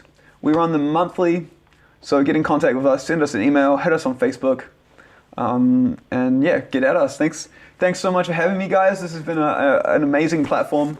I really value being able to speak like this because, as I say, I find it really hard to find people that are actually interested. No, definitely. No, it's great. Dude, we're gonna do this again. Yes. Awesome. All right, I'm gonna let you take the stage. Yeah, bro, and just mention about we're gonna do this in the future. Yeah, you guys should plug yourselves as well. Oh, okay. Plug it up. The Future Nutrients plug. All right. Well, this was this was podcast / live stream / first interview. We're actually calling it interview. Interview. And we're going to be doing these as often as we can, at least once a month, maybe every couple of weeks. And I'll leave these for you. Oh, thanks, bro. Yeah. I'm boiling for 15 minutes. What else? We just want to. Yeah, we're going to be talking to interesting people with interesting ideas and that are into enhancing and improving human potential. Yeah, pretty easy. I don't know what else to say. I feel like the value is in the guest. So I think you guys have great value. You know, you're creating a platform for people to share their life-changing, world-changing abilities. Well, that's something that I will say actually is you just reminded me was that one of the big things that I feel like we want to do is be a part of bringing in this kind of new way of being, human and how we have a relationship with the planet and everything. That's kind of what I think excites us the most, and being able to create a platform for people who are doing that to share and hopefully help other people and inspire other people to be a part of the change. Because that's what we need right now. We need all of us to just do our things, Well, I think that's a really noble venture, and it gives a platform for people to connect with us, and that's not a platform that I've really been able to effectively utilize. I've had that platform, but not been able to effectively utilize it like I have been able to in this setting. Yeah, definitely. This is a very interesting platform because it is so different. It is a lot more. I guess structured and geared towards sharing the message. Yeah. And it's just powerful. So we're just gonna keep building getting the megaphone louder and bigger, you know, and then hopefully having like amazing people. But bro, again, yeah, dude, thanks so much. Like, it's fucking, it was really, really, really good, man. I just want to say huge kudos to Future Nutrients for having me here. Really, really, really keen to come back. Maybe even in like a month or so. We could, why not? Why not? Part 2. Keep it rolling. Yeah, definitely, dude. All right, cool. It's been fun. Do you want to hit us with a song, man? Yeah. All right, hit us with a song. Let me see. I can just fanboy for a little bit now. That's cool, yeah. Well, yeah, sweet. So I actually feel like you're getting better audio off my mic than yours. Oh, true. it's all good. It's all good. We'll use it. Yeah, all good. All right. Okay. Aidan Kelly, also known as Aidan Kelly. I'm just trying to think of what song I'm really feeling right now. Oh, I'm in. All right, I'm in. I get to just sit here. Okay, this is a cover, actually. This is written by, do you know Buster? Buster Rhymes. Buster Cachin. Buster Sorry, Rhymes. Jerry Wills, man. Sorry. Yeah. This is written by my friend Buster Cachin. He is an amazing musician. If you can figure out how to spell his name, look him up. But this song is called Songbird.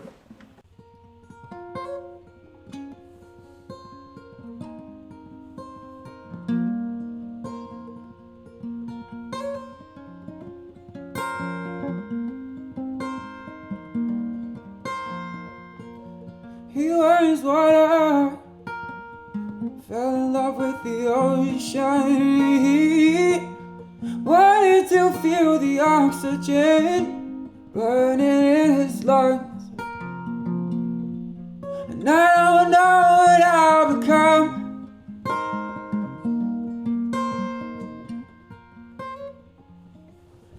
but I am the love.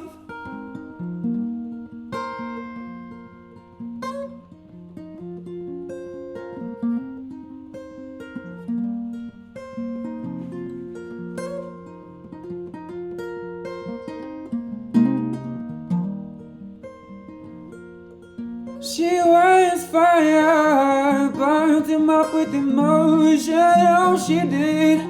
He wanted to feel the earth, just to feel it underneath his own 2 feet. I wanna breathe, breathe, breathe, breathe, breathe. I wanna breathe, breathe, breathe, breathe.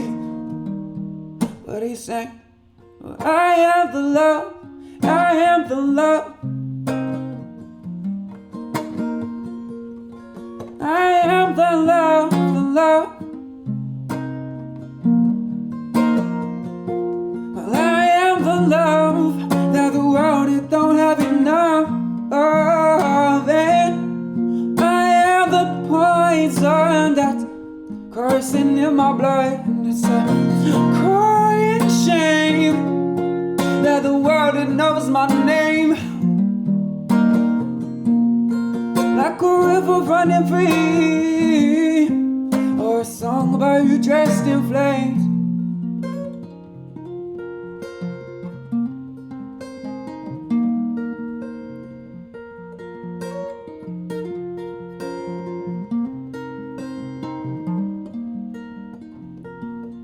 Bring me shelter so I can burn it down with that bullshit, won't you please?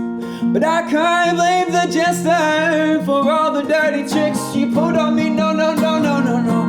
Oh, no, no, no, no, no, no, no, no. It's only industry, industry, industry, industry.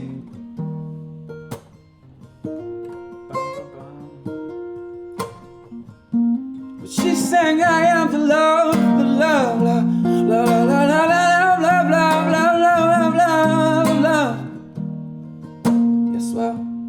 I am the love that the world it don't have enough of.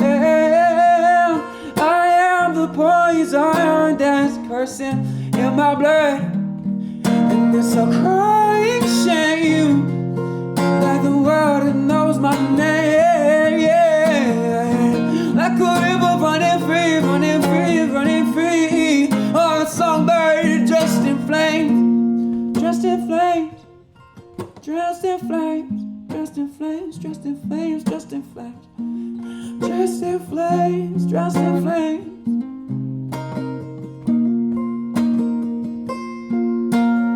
I am the love, the love. Like a river running free, or a songbird dressed in flames. Dressed in flames, like a phoenix rising from the ashes once again.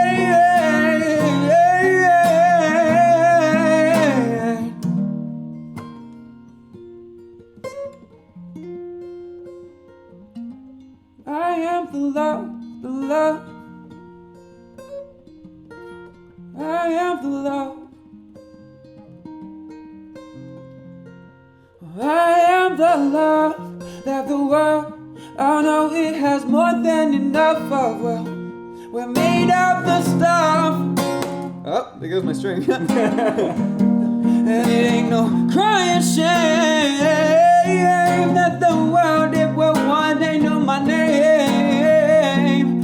Like a river running free, or a songbird dressed in flames. Dressed in flames, dressed in flames, dressed in flames, dressed in flames. Dressed in flames, dressed in flames, dressed in flames, dressed in flames. Oh, dressed in flames. I am the love, the love, the love, love, love. I am the love. I am the love that will bloom again.